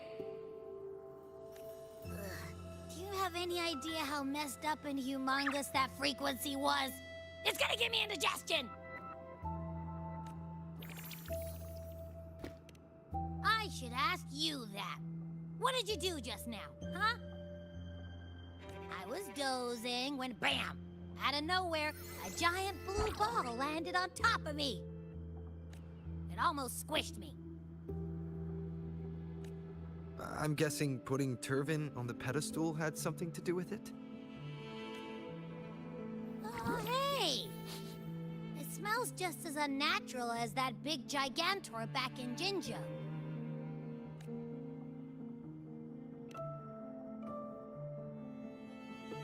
The Sentinel of Ginger. If what our little echo friend says is true, then the frequency that entered your tacit mark could be Imperator's powers. Huh? But the Sentinel isn't even here. The power to split and manipulate space. It is reminiscent of the moment of Turvin's creation. Only this time the place of confinement has become your tacit mark. Why would it do that? I believe it was meant for the true maiden. Under the right circumstances, the one to wield this sword and enter the Sonorosphere would be the Sentinel's resonator, the Blessed Maiden. The Sentinel entrusted their power to the Resonator so that she could lend assistance when the corruption of the Threnodian altered them. Quite logical, isn't it?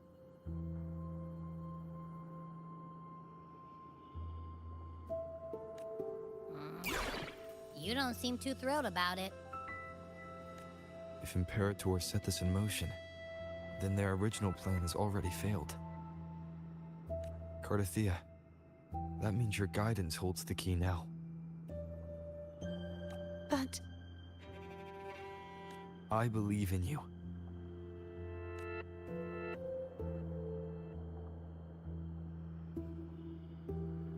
Is there anything else you remember?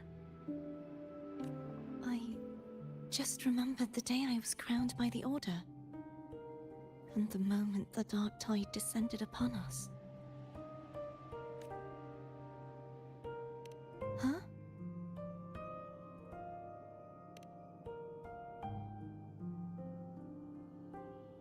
but I didn't see the dark tide. That is all I can remember. Is that what you saw? You witnessed it as well, Cantarella. No. I only saw fragmented, blurry images. They seemed to belong to other places within the sonorosphere.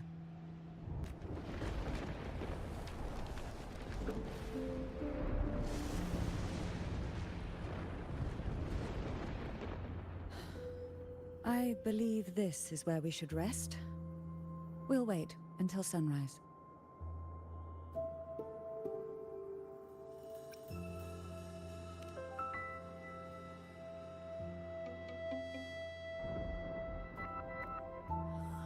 I'm gonna hit the sack as well.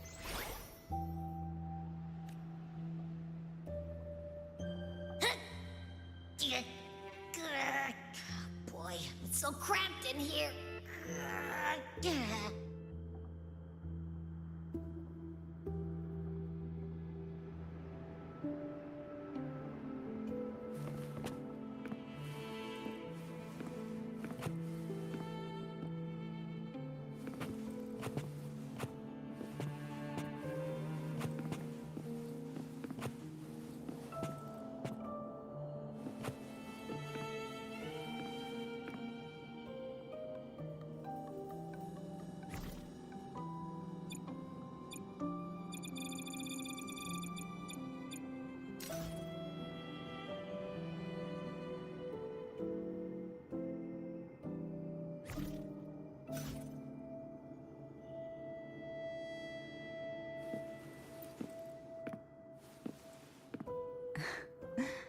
Now, what could you possibly want with me at a time like this? Is it true that the Phasalia family was one of the factions that started the conflict in that stained glass? The leader of one such faction, to be exact. That was a long time ago. After their defeat, the Union was disbanded under immense pressure, and the Phasalias gradually withdrew from the public eye. Is this why you had no choice but to publicly change your beliefs? No. The reasons for the Phasalia family relinquishing their pride and enduring disgrace are far more intricate than that. What do you mean? Long ago, Turvin was actually given to the Phasalia family by the first Primus, Napoli II. When the conflict had settled, he arranged a private meeting with the head of the family to reveal the truths behind the pilgrimage. He told the Phasalias that when he traveled through the first dark tide and reached its end, there was no sanctuary, only a battlefield filled with darkness and suffering. The heavenly voices he heard were not revelations from the divinity, but the seductive whispers of the Threnodian, casting a lure for puppets to bite. As I told you before, Leviathan is a Threnodian who uses beliefs to spread a spiritual plague. You see, it requires a puppet to carry its voice. The Sentinel realized the Threnodian's plots, and thus the first Dark Tide was launched as a hasty reaping of Raguna and the Sentinel. To save Raguna from the grim fate brought by the Dark Tide, the Sentinel split a portion of their power and entrusted it to Napoli II. This power allowed him to imbue the echoes with the strength to repel the tacit discords and purify the Dark Tide. And this power was released through the lantern depicted in the stained glass? Yes. The other part was kept inside Turvin. It was in that very moment, when the Sentinel's power had been weakened, that the Threnodian corrupted and merged with their body, transforming the Sentinel into the form you see today. If what you're saying is true, the first Primus should have been on Imperator's side. Did the spiritual plague you mentioned affect him?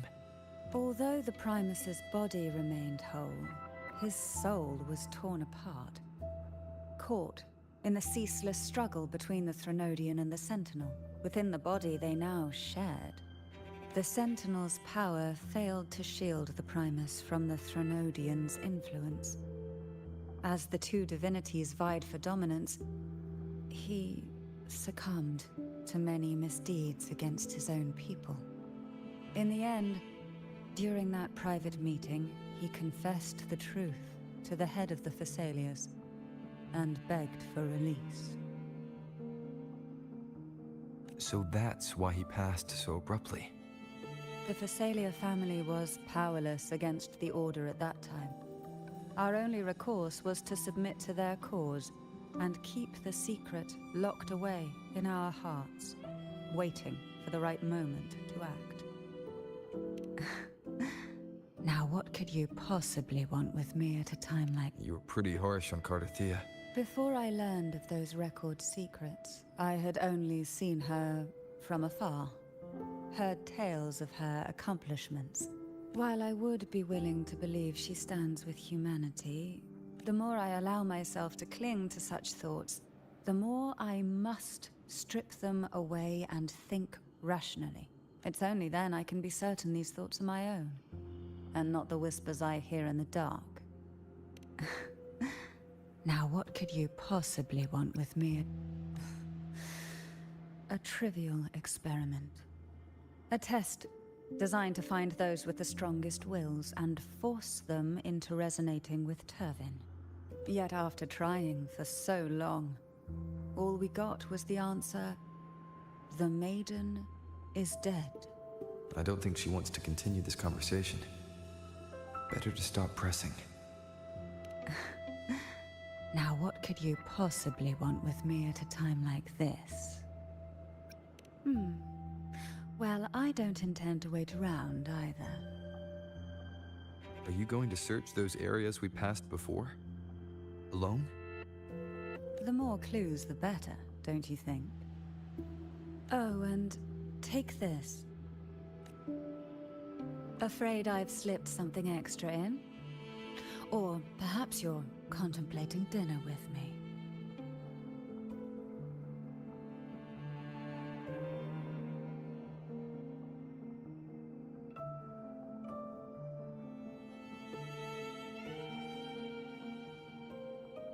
I'm just curious why the matriarch of the Thessalia family packs her own food. Food is always an easy target for those who find me less than pleasing.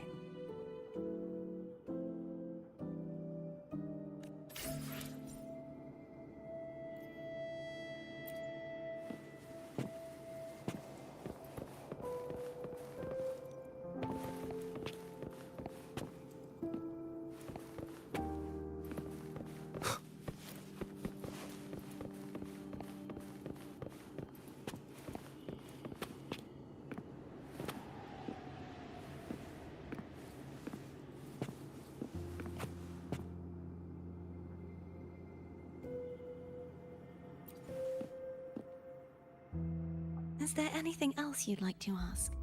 I'll share with you all that I can remember. It is paradise. I take it you don't mean that in a good way. It is a place where sickness, hunger, sorrow, despair, and dullness of heart cease to exist. There, deacons sing eternal hymns. From a literal standpoint, this line describes the Dark Tide perfectly. In the beginning, the Dark Tide would claim only the areas it touched, assimilating all life as its vanguard to clear the way for its spread. The dead, they would grow mouths and sing hymns, day and night. They didn't need eyes or ears, for their purpose was to spread blindness and madness. Even those who did not believe were drawn irresistibly to the Leviathan's creed, and for those already deceived, it was all but inevitable. When a soul is corrupted to its core, it will sing hymns without end on its sleepless journey to merge with the Dark Tide. And when every faithful soul has returned to paradise, the land consumed by the Dark Tide will begin its pilgrimage, drawn by darkened skies, spreading its gospel to wherever it lands next. The final act of the Dark Tide is the journeying paradise. Is this the future you saw after coming into contact with the Dark Tide? Yes.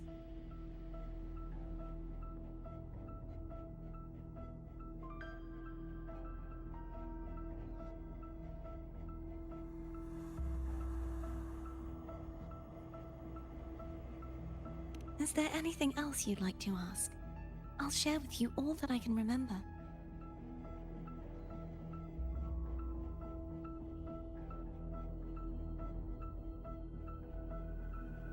That was its name before it became a sonorosphere.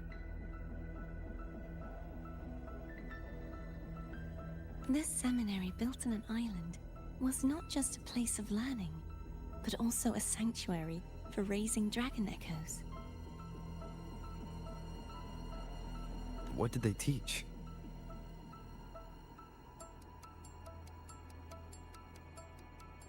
The Order's scriptures, geography, history, and combat skills. Shouldn't a seminary focus more on cultural arts? This was a seminary reserved only for resonators, so naturally, their talents were put to more practical use. Besides, the doctrine of salvation emphasized the importance of combat. Is there anything else you'd like to ask? I'll share with you all that I can remember. The Sword of Discord, Hogness, and the Sword of Virtue, Haltir. I can't remember anything else about Hogness, but as for Haltir, it was my former blade. How did it end up being one of the swords that can break the seal? Perhaps we'll know once we find it. Is there anything else you'd like to ask? I'll share with you all that I can remember.